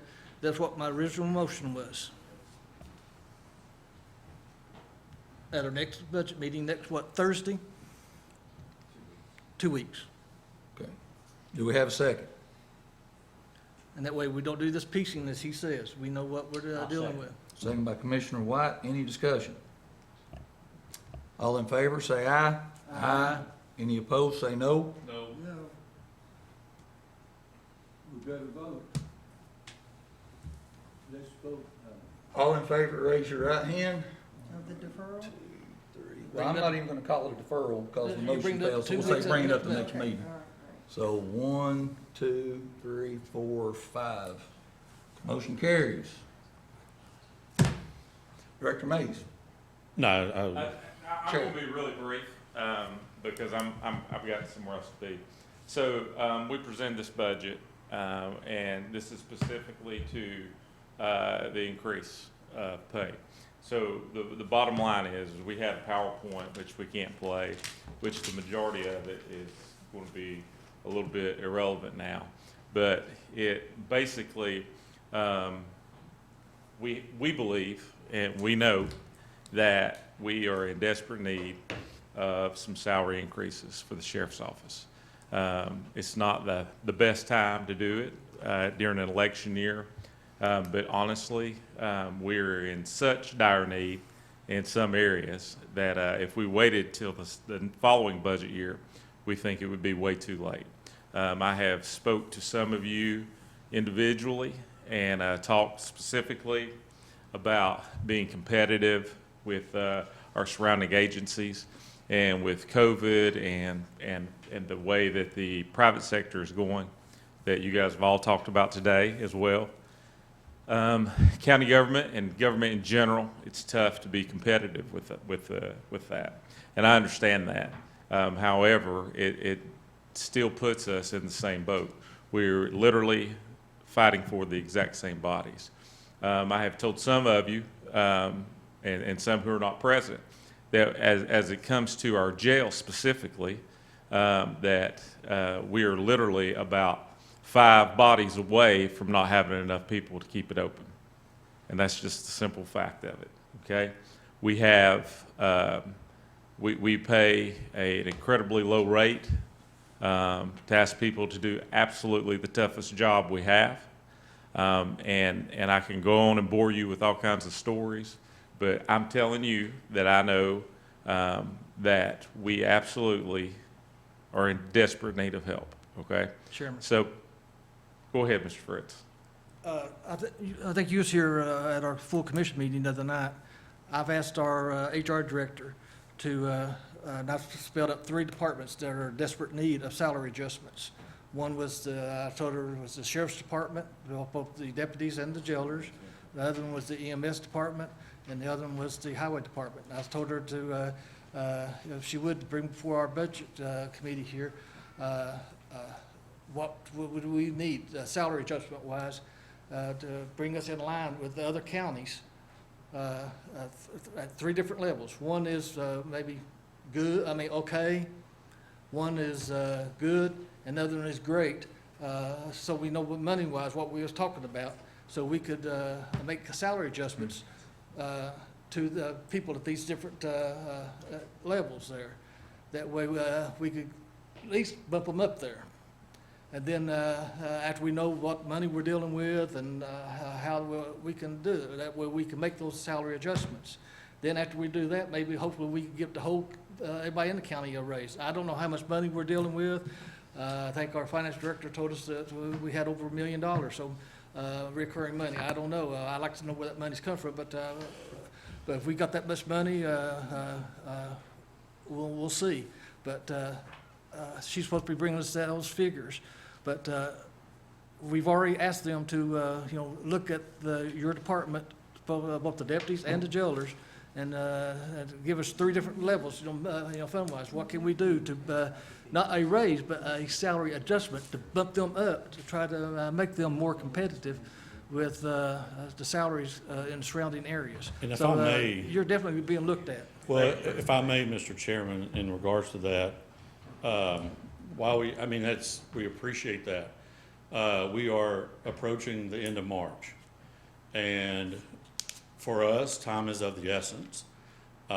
We have worked since the budget got submitted to us by you to see what our department needs are. We work a lot with Ms. Jeffers Whitaker, and and she understands what our positions are. I don't know the time frame around all of that. I wasn't here Monday, but what I can tell you is that we have done the legwork, and I'm sure she has, but we have done the legwork to determine what we think is competitive for our department and what the needs are for our department. That's why we submitted a budget to you guys with those needs. Now, I know the sheriff will address this in a second, but We've looked really hard internally to see how we can address those needs now. I mean, it's almost come to a point where we can't wait till July to address some of the needs that we have right this moment. And that's what we have been doing literally for the last, 96 hours with very little sleep and a lot of usage on the cell phone and face-to-face of trying to determine how do we become competitive, how do we retain people with better wages, because when certain areas around us are paying just a lot more money in our backyard. So again, while we are extremely appreciative of everybody who is looking out for the sheriff's department and the county as a whole, because every employee we have deserves a raise, from every office up to us. I mean, they all do. But for us, we've worked really hard to come to this meeting today to at least get some kind of direction from this body. So Sheriff, I'm sorry. I know you've been interrupted twice. I apologize. Mayor?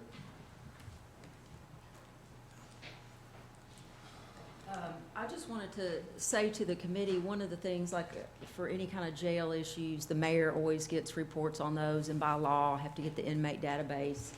And, I just want to say from my standpoint, and Robbie, so we have been talking before we even sat down and talked with them, because we see the lack of staff there. And my suggestion to the sheriff was, at this critical point in time, you need to do what Nathan did, which was that mid-year, he came to commission. He said, I've got the money, commissioners, I've got the money, I can do this, I can make these adjustments for these areas. And Robbie ran those numbers, that money is there. And if you look in terms of, and the reason why the mayor gets noticed on those things are for civil rights, for liability, all of those things. So I can stand here and tell you that without lobbying from them, we've been working on this. And then we sat down with them and said, what will work with your people to get you competitive? So I would love to see you all entertain that tonight. And maybe, you do their full budget, but they have got to do something. The vacancies are, what are they now, Robbie? Anywhere from 18 to 20. No, we're above 20. We had some more Okay. last night.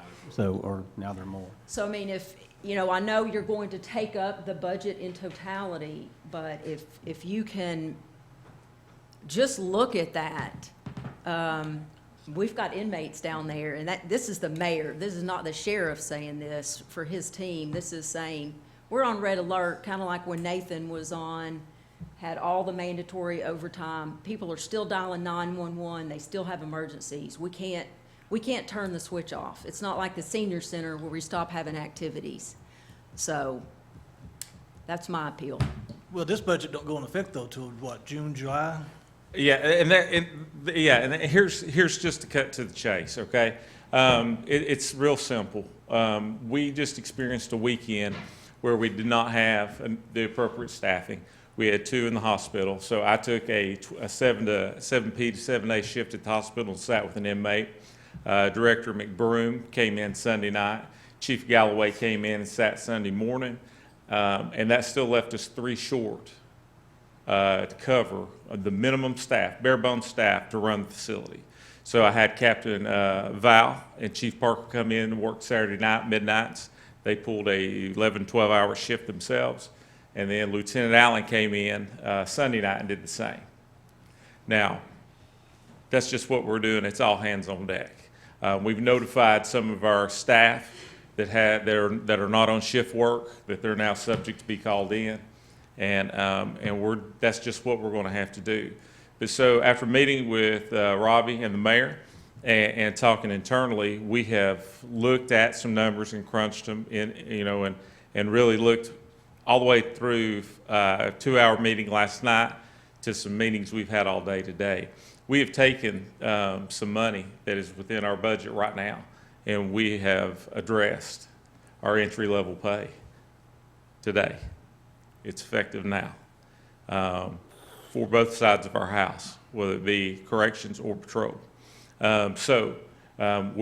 are implementing those entry-level pays. It doesn't address anybody with rank, what I call slick sleeves, right? We've addressed that to where we have, we believe it makes us competitive. Now, we know that's going to come at somewhat of a cost, but we can no longer wait, okay? So we have to now, moving forward, from this moment on, we have to be competitive. And so we went ahead and made some sacrifices. We know that we have at least one, if not two positions that we are just not going to fill, that we'll just have someone else absorb their duties, right, from an administrative role. So we have, but what we have been able to do is get our rank and file people the money that puts them where they can be at the very moment. And hopefully this beginning salary that we've put out there will attract, specifically for the jail, will attract us to get more people in the door. Because the simple fact is that $15.77, which is what we pay entry-level corrections officer, just doesn't cut it anymore. We literally have a 19-year employee that has a son, and it's not uncommon in this business to have what I would call a legacy hire. If your father's in the business, you get in the business. And we said, does your son have any interest in coming to work at the jail? And he says, no, he makes $17.50 an hour at Panda Express. So I'm done. We have to move forward. We appreciate your support. We know we have your support. But we felt we were literally in dire straits, particularly with someone quitting last night. So we went ahead and made the adjustments. That's why this budget that we presented to you, for the most part, needs to be completely reworked because we've lifted that burden off of this committee and off of county commission as a whole because we know, listen, at the end of the day, I want to see every employee the county has be paid appropriately. But at the end of the day, my job is to advocate for my people. And I'm still going to continue to do that. But I don't know if we were just poor at communicating it or if it's hard to see. But at the end of the day, we're right there at ground zero. We know the problems we have. So we've done this. So we've made some adjustments to our rank and file entry-level pay in order to attract more people. And we have actually shot phone calls out because we had a job fair for 2 days, and we advertised it to death. We had exactly 0 people show up. So we have now reached out to people who have turned us away in the past, recent past, and told them about our new entry-level pay, and we're hoping that we're going to be able to put together a decent class coming up in the next probably week. So and that's really. That's where we're at, guys. And I want to thank Robbie and the mayor because they spent a lot of time with us on this, making sure that the numbers we had were right and that what we were doing, we weren't going to put something out there that we were going to have to immediately take back because we didn't carry a 1. All right, so I don't really have anything else left to say other than that we will still be asking for some things from county commission as it pertains to pay, because what we've done is simply address our entry level because we're trying to attract and retain people because that's really where we're having the problem at is getting people in the door. As we get up and you gain rank and our mid-level and upper management people, we don't seem to lose those. So if there's any questions, I'll try to answer them. If not, I'm gonna part ways. Robbie? Yes, sir. What the sheriff and Director Mays have done, does it require a vote right here today? I mean, they have the money in their budget for this year. It will mean the increase for next year's budget, yes. But that we can, as As put the that off budget for- is approved. Yes. Then we'll be voting on it then. Yes. So what they've done now is an adjustment that we don't have to vote on. No. They've done it. They've done it. I mean, I think it's real important for them to address Absolutely. their I just- need. The detention facility has a real issue, and we need to fix that first. Yes, sir.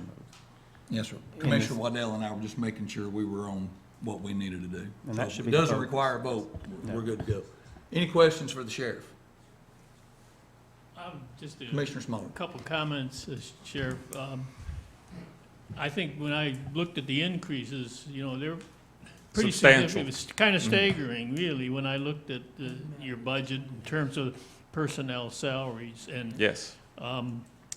you know, I haven't seen, we talked about information related to how the difference in salaries for surrounding areas.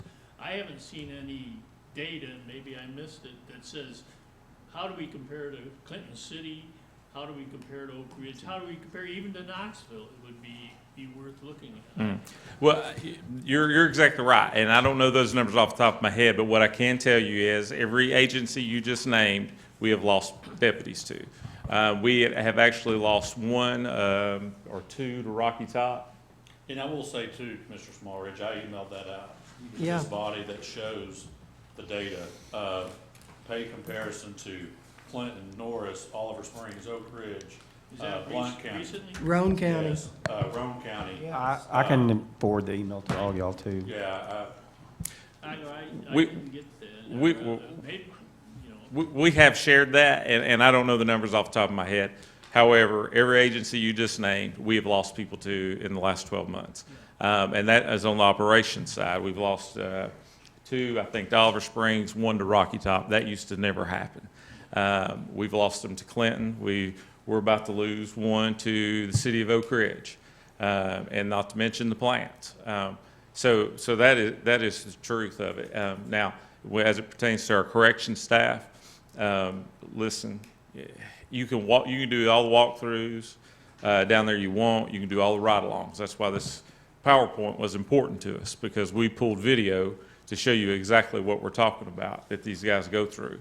A bad day for a lot of us is we have to make 500 copies, and the copier is out of toner, and we can't get the toner in from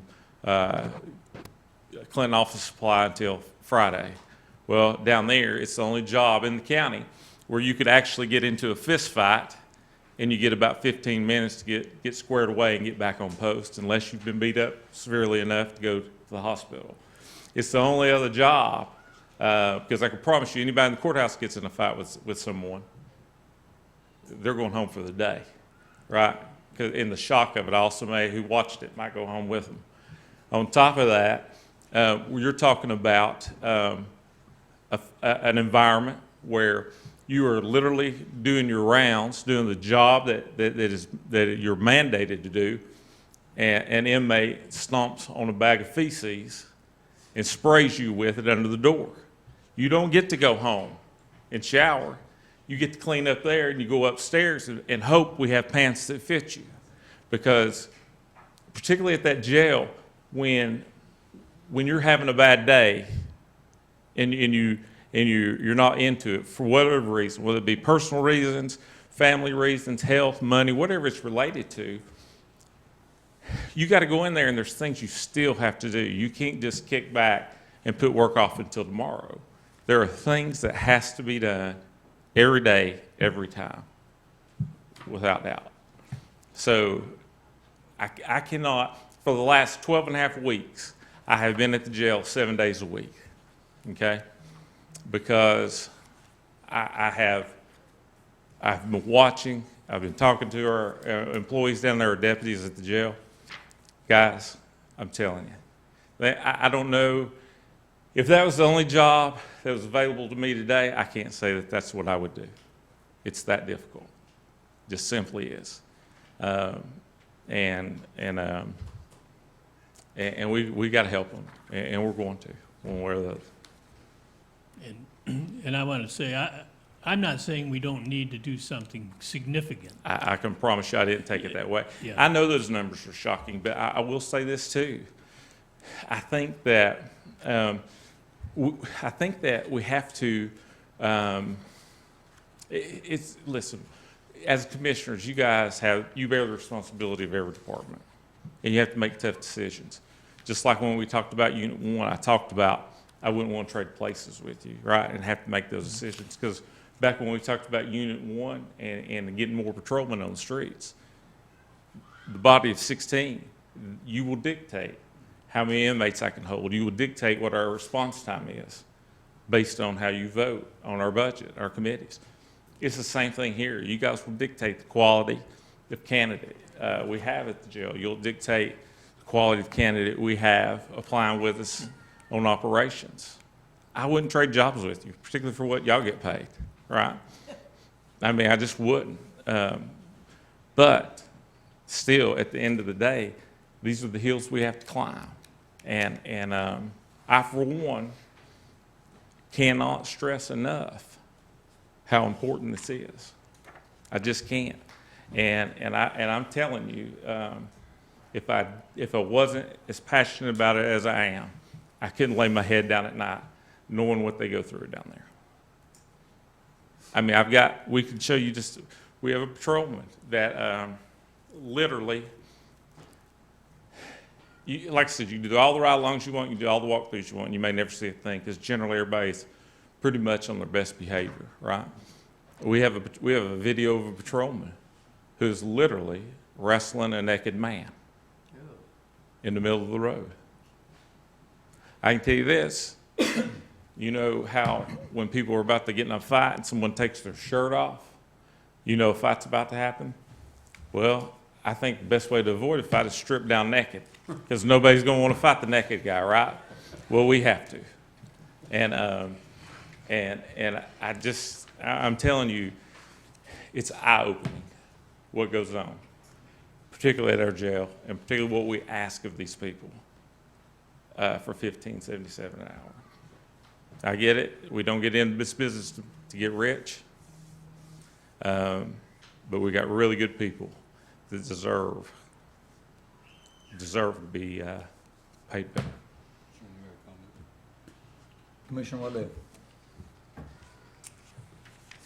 I want to comment to this board that I think there's a lot of people at the Sheriff's Department, particularly supervisors, who've done the same thing I have for months now, and it is beg their people to stay and wait, because we all believe that this was a possibility for a raise.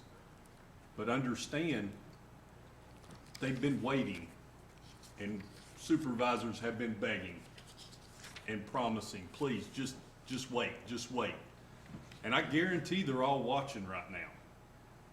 And I understand that this raise isn't gonna take effect until July, but we gotta plug a hole. And I don't know how long it's gonna be. If we voted for the raise tonight, I don't know if maybe that would help, if people would say, okay, I've got something coming. I know there's something coming. But at this point right now, you've got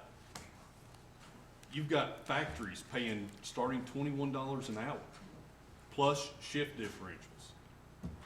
And speaking for having HR look into it, guys, this man was elected to run this department. I will guarantee, and no offense to HR, but there's nobody in this county that will know what this department needs more than him. He contacts other sheriffs, chiefs of police. He has a working relationship with a lot of them. He's gonna know. And like Tyler sent it out, we know what everybody else makes. I was really hoping to plug the hole tonight to give the employees a bump, to say, okay, I can make it another couple of months. I'm going to get a pay increase. But, and maybe I just don't know what I'm doing here, but if we're not here to seriously consider this stuff and vote on it, I don't know why we're wasting our time and why we're wasting this man's time. I know that Robbie has put together numbers. This is not something that everybody just pulled out of the pie in the sky dream. Robbie's got numbers. We know where the money's coming from, correct? And I worked at the jail a long time ago. I have no clue what goes on down there now. It's been a long time and things have changed so much.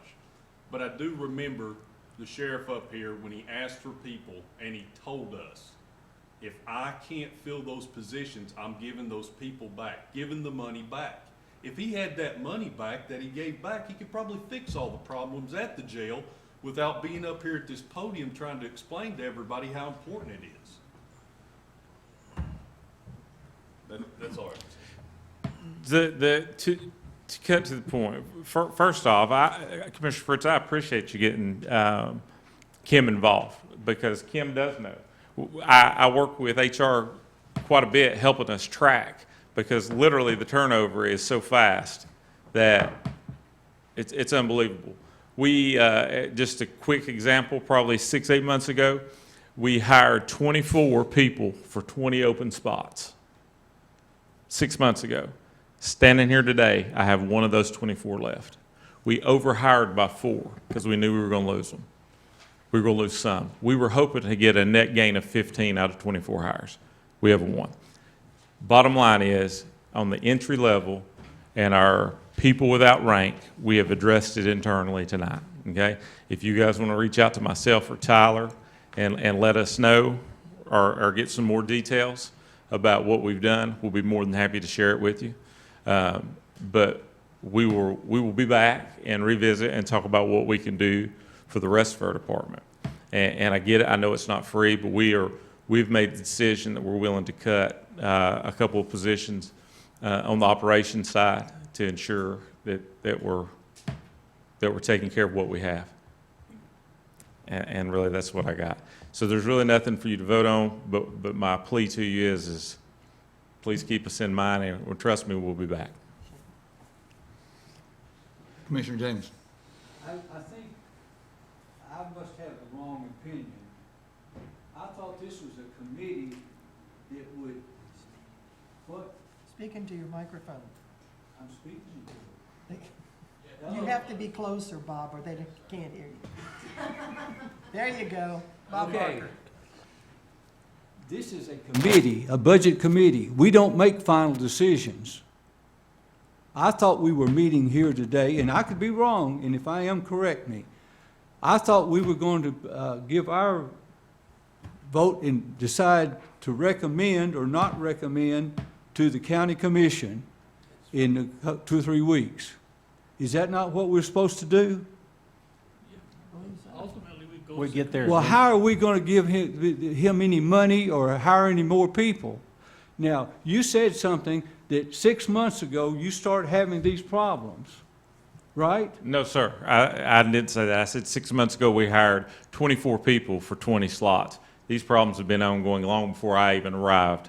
Well, why, let's say in the last 6 months or 8 months or whatever, why hasn't anybody come to the commission or to the mayor and say, hey, we've got to have some help? Well, Why would we wait right here?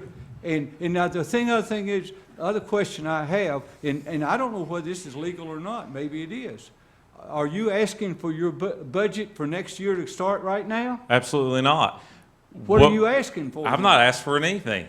I submitted this budget, and now I'm telling you, because I said when I first walked up here, I'm going to simplify things, because I'm in a position now that I can't wait for us to kick this around, and I know that we're about to have some new elections. There's going to be new faces on this. I'm not going to wait till September for it to be retroactive and kick in. I have to do things now. Because, Mr. Jameson, I have a responsibility. I have living, breathing people up there in that jail that I'm responsible for. I have employees here that I need to hang on to one way or the other. And I appreciate County Commission. And they've been good to me, without a doubt. My first term have been very good to me. But by the same token, I feel like I have done my part, and I have done the responsible things and been a good steward with the money that the taxpayers and that commission has given us. For example, Denver Waddell brought up the fact about the money from Unit 1. I told you, I stood here and told you at this very podium, if it turns out we don't need it, I'll return it. And that's exactly what we did. So I'm telling you now, I've made tough decisions and made the cuts at my department right now to operate within my own budget and address this right now. So this proposal you have in front of you, it is what it is, right? You guys will make the decision as a whole as to what. So what am I asking you for? We asked for mental health. We asked for gas. We got one of two. That's what I asked for. As far as this entry-level pay, I've taken care of that. I've taken that off you. Now we need to decide what we're going to do as a whole for the rest of the people there. I don't understand why these problems we're having right now didn't happen overnight. I agree. I don't understand why you and your department didn't come to us at Christmas time and say, folks, I need another $1 million to get through the end of the budget because we've got some emergencies. Because And then here you come in here not to the commission, but just to the budget committee. and what have I done, Mr. Jameson? I came here and I've asked you for what? What I asked you for? Specifically. You want some relief. No, yeah, but I haven't asked for anything. What I asked you for was mental health money, and I asked you for gas. This committee agreed with me on one of two. Is that correct? But now, Sir, please, one of answer. your employees that's on this committee, your Two of right-hand them, man actually. back there, we've talked about we've got to have more money, we've got to give people raises, we've got to give people raises. That shouldn't have even been brought up. You should have been asking for $1 million of emergency fund to get you through the end of the term. So Commissioner Jameson, I think maybe to clarify, sir, what the sheriff's trying to say. Actually, don't clarify anything. Sir, I'll just be really frank with you. We don't come to commission and ask for money. We try to operate with the budget we have. And if you are really that stunned that the sheriff's department's asking for raises, that's shocking to me. It's shocking to me. And it's not like it's only the sheriff's department. It just seems like it's only the sheriff's department because we have 180 employees. I'm not up here asking for raises for a department of 5 people. Your right-hand man just said we're going to have raises. Sir, I said I'm not just asking. Mr. Jameson, please. Will you listen? I'm listening. Okay. I'm not, what I'm saying is we're not the only department asking for raises. I've just watched people come up here. People who are here today. I know for a fact everybody's looking for a raise. Now, whether they have the guts to ask for it or not, that's on them, right? Again, I want to see everybody in the county get a raise. But my responsibility is to the men and women of the sheriff's office. And listen, I don't think I'm asking too much. I don't. Because I want to tell you something. If you think it's that easy of a job, I welcome anybody. Hell, we're always hiring. I welcome anybody to come apply. Members of the committee, there's not a motion on the floor. If someone would like to make a motion on the floor. Come on up, Director Whitaker. I apologize, but I have That's to all go. right, Sheriff. Nothing Thank you, to sir. Appreciate your apologize. time. So I just want to share what information I have gathered thus far. And it's not all conclusive, but the numbers that were pulled in particular to the detention facility, the BLS 2021 voluntary turnover rate is at 25%. That's really high from the Bureau of Labor Statistics, okay? It's 25%. Your detention facility voluntary turnover rate is 71%. 71%.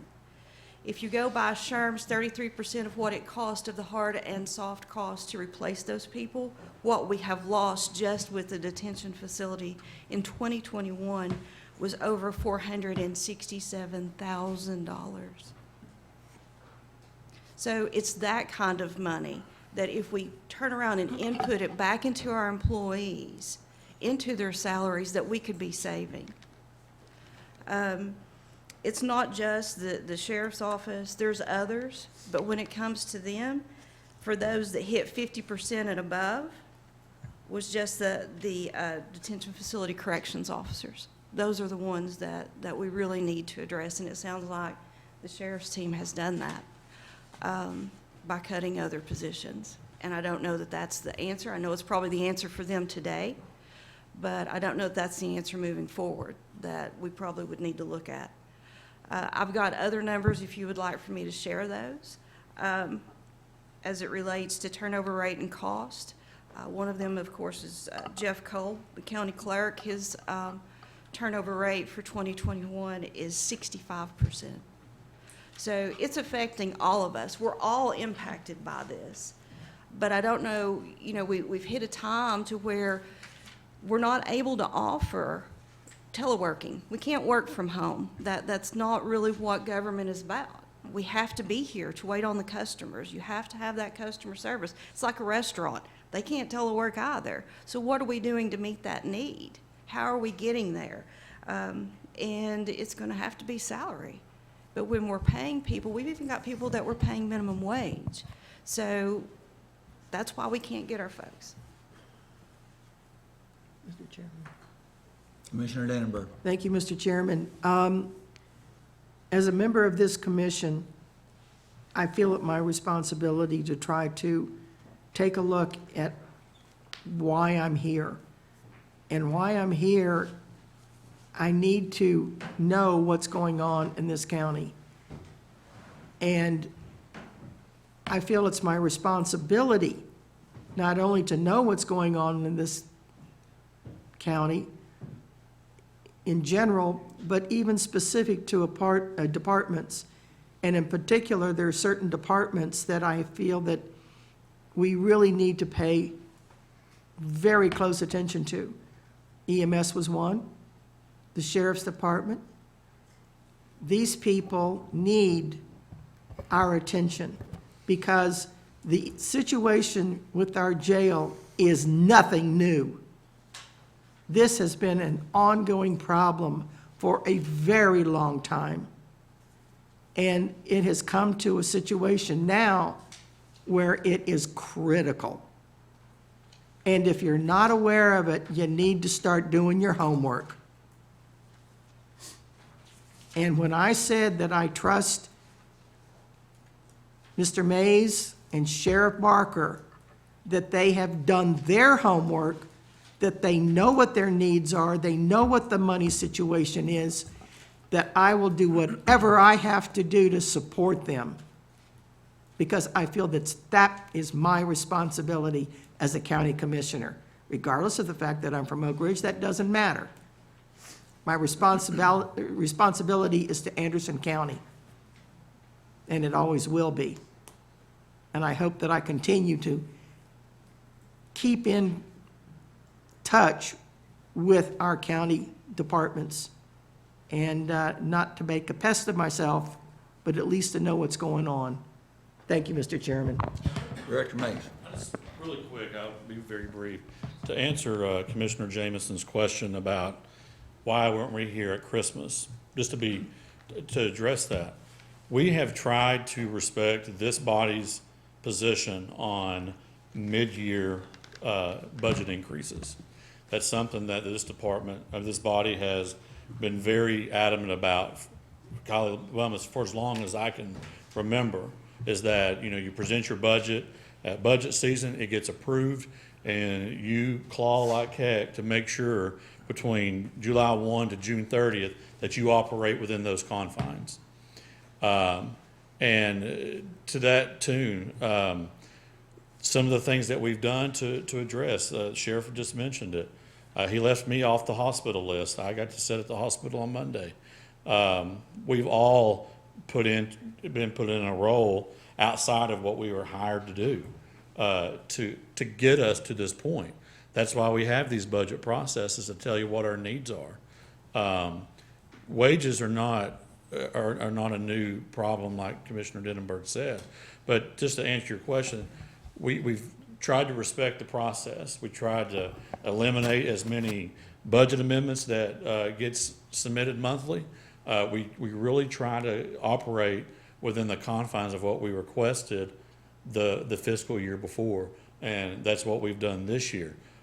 We've been able to address it internally, but it's been robbing Peter to pay Paul between when these issues really started arising and affecting us. I mean, 3M and Ison wasn't paying $21 to $30 an hour 2 years ago, or even at Christmas time.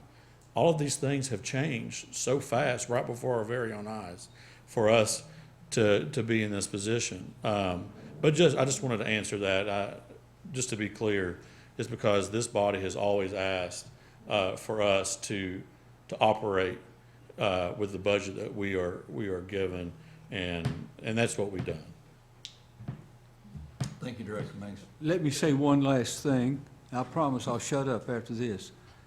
I have voted for the budget every time that the sheriff at your department. I voted for every penny that you asked for. I think this commission has voted for it. Is that not right? Have we cut the sheriff's budget at the county commission when we're voting on the budget for the next year? Not to my knowledge, the 4 years we haven't done that. And I don't plan on doing that now. And I may be naive, but I wasn't expecting what you were going to say tonight. I thought we were going to approve things, and then at our next meeting, they may vote up, vote it down, but we would approve the budget at the next meeting. Commissioner Martin. Yeah, Tyler,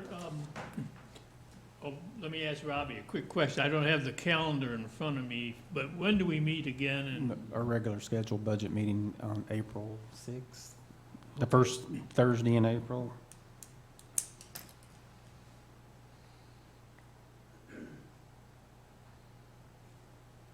April 7th.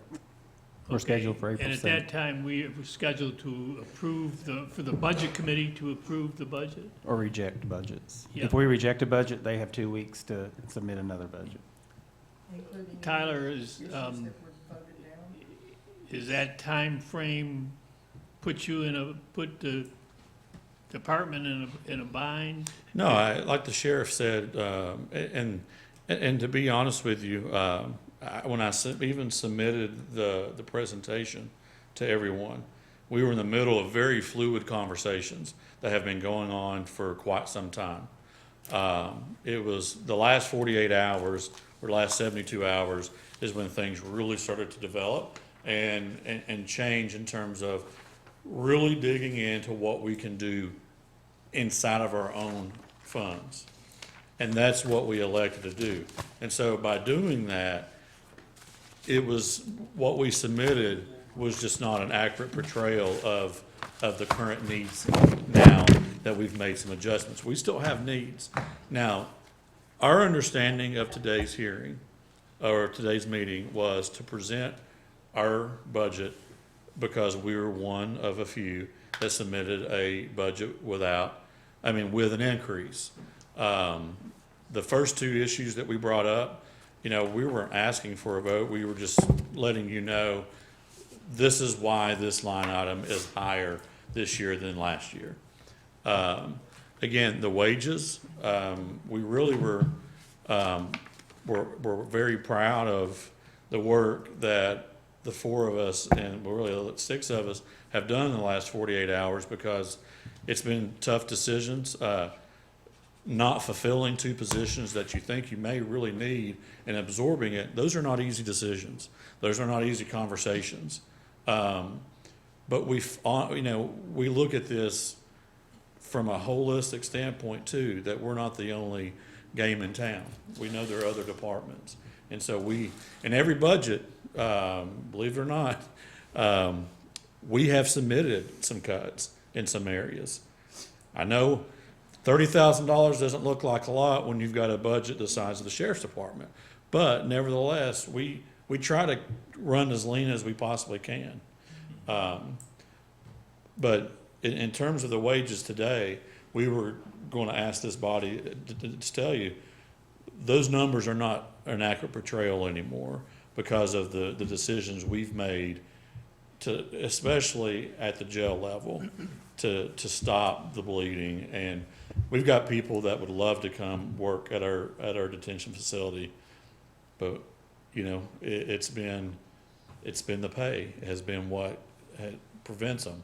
And so we elected to make some tough decisions and do it in-house. And then 2, I know every elected official and every department head in the county is eagerly waiting to see what the countywide raise is going to be. And we would ask that, you know, that we are included in that for sure. But I think that was really the gist of what the sheriff was just wanting this body to know in terms of wages, is that we've made some decisions in-house that, to my knowledge, doesn't need this body's approval because it's already an existing budget that we're operating in.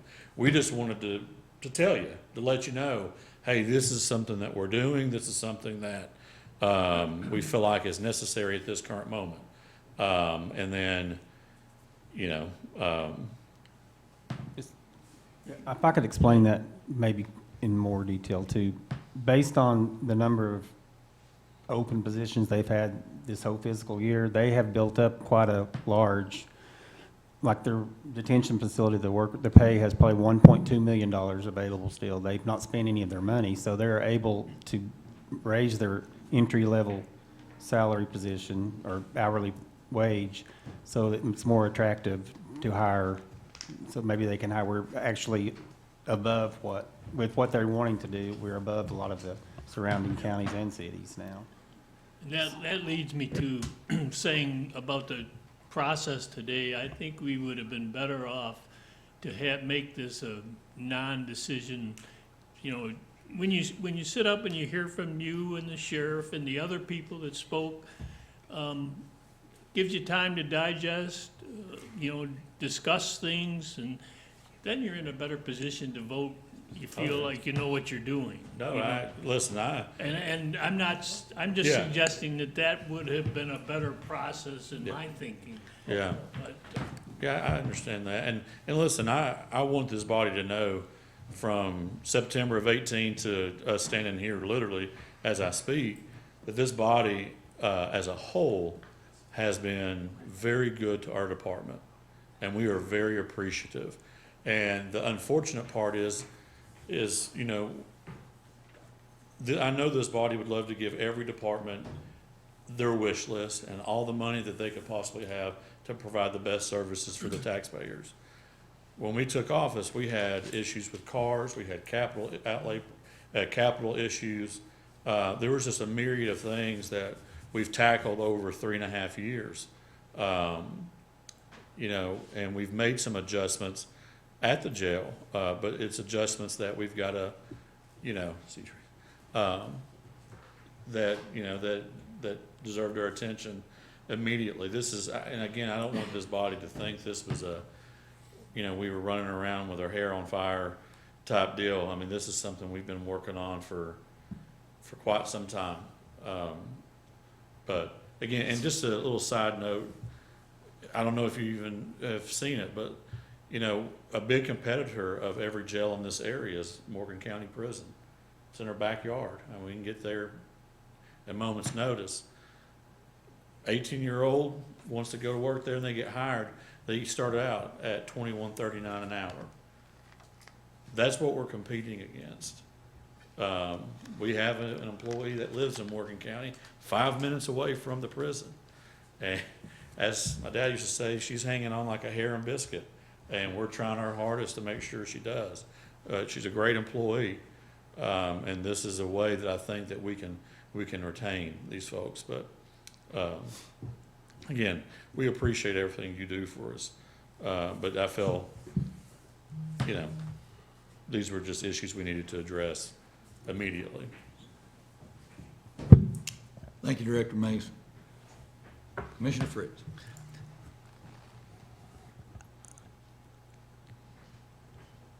I agree with what Commissioner Smallridge said again. That's what the whole purpose behind my motion earlier was, when I said defer until at the end of the process, so that we had time to look at the whole thing, digest everything that's coming in, see what all the funding that we had to deal with, so we can make a good decision on everything.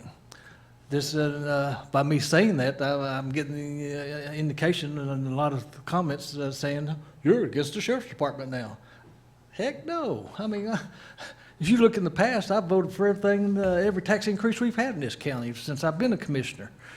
But but you got to be realistic. I mean, you're looking at, if, almost close to $1 million in new money coming in for this raises. So we got to look at, what the money's coming from and how much money we got to deal with.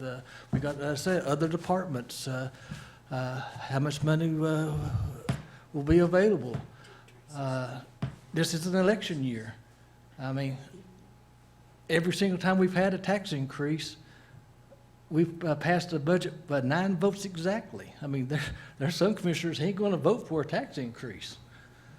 And especially with it being an election year, we've never had a tax increase on election year since I've been a commissioner.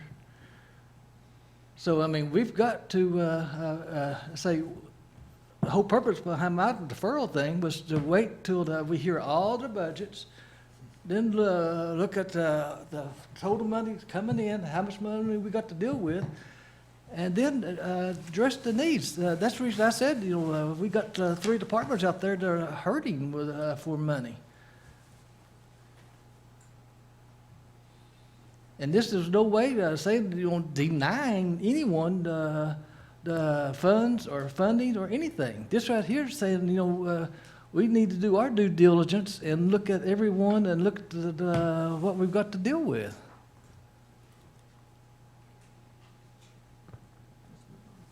Commissioner Bell, if I could say one more thing before we leave. Something I've wanted to speak about all night, and I haven't, but the city of Clinton did this for their employees, and the mayor met with Roger Houck one day, and he was telling her about this plan, and she immediately emailed me and said, Robbie, you got to find out about this plan. We need to do this for employees. So with ARP funds, we can do different things for employees. At first, we weren't that excited about that because it didn't include every employee at the beginning of ARP funding, but now it does. So the city formed this plan where they take the employees' retirement wages from April 1st of 2020 to December 1st of 2020, which is the first time when COVID hit. They're probably the most critical time. A lot of people were the courthouse kind of closed down some then. And then they gave certain factors. One risk factor was, were you exposed to COVID in your job, at a high risk or not, 1 through 4. A salary factor, if you made a lot of money, if you made over $50,000, your salary factor was a 1. If you made less than 25, you were a 4. Then the last 14 months, January of 21 through February 28th of 2022, we've been dealing with COVID all those months. For the last 14 months, they gave their employees $100. Now they don't for each month. We have a lot more employees than them, so I did it for $50. So I've kind of formed a plan. It's not finalized yet, but I am going to be bringing it to Budget Committee in April, in our meeting in April, to try to get approval from Commission. And it would be like a retention payment check that we could give employees that would really help, I think, to ease some of the burden. I mean, the cost of living is affecting every employee in this county. And there are 2 ways. One is the cost of living raise. This is another way we can help with that. And it would be using those funds. And we have permission from the grant to use those funds for that purpose. And I think that we see the stress we've had here tonight just discussing 4 departments. And this might relieve some of that stress and help with the situation. It could be something we can put in the employees' hands in the next month if it was passed. So I'll be bringing that to you next month. I mean, I think it would help. I do think the cost of living raise is important too. I mean, that can't be considered cost of living using that money, because that's one-time money. One-time, but it would be a one-time payment only, a one-time payment. I'm not talking about something that's reoccurring. This is a one-time payment with the ARP funds, which is totally legal, that we can do this. Okay, well, it has to be called something besides a raise. I didn't call it a raise. I said there are 2 ways we can deal with the cost of living increase, and that's with a one-time cost of living raise for employees, and this retention payment that we're calling it could also help with that. We do have the funds and reoccurring funds to give a cost of living raise for employees this year if we are smart about, and I agree with Commissioner Fritz. That's why I'm not so sure we should have voted or taken action on some of these raises, because every employee's watching this, every one of them want to raise. I hear what's going on. I mean, I work in the county every day, and I know, I mean, the cost of living, the numbers we have that we pulled for February was 8.2% increase. So, I mean, that is our biggest factor in this year's budget, and, you know, we've got a lot of decisions and tough decisions to make.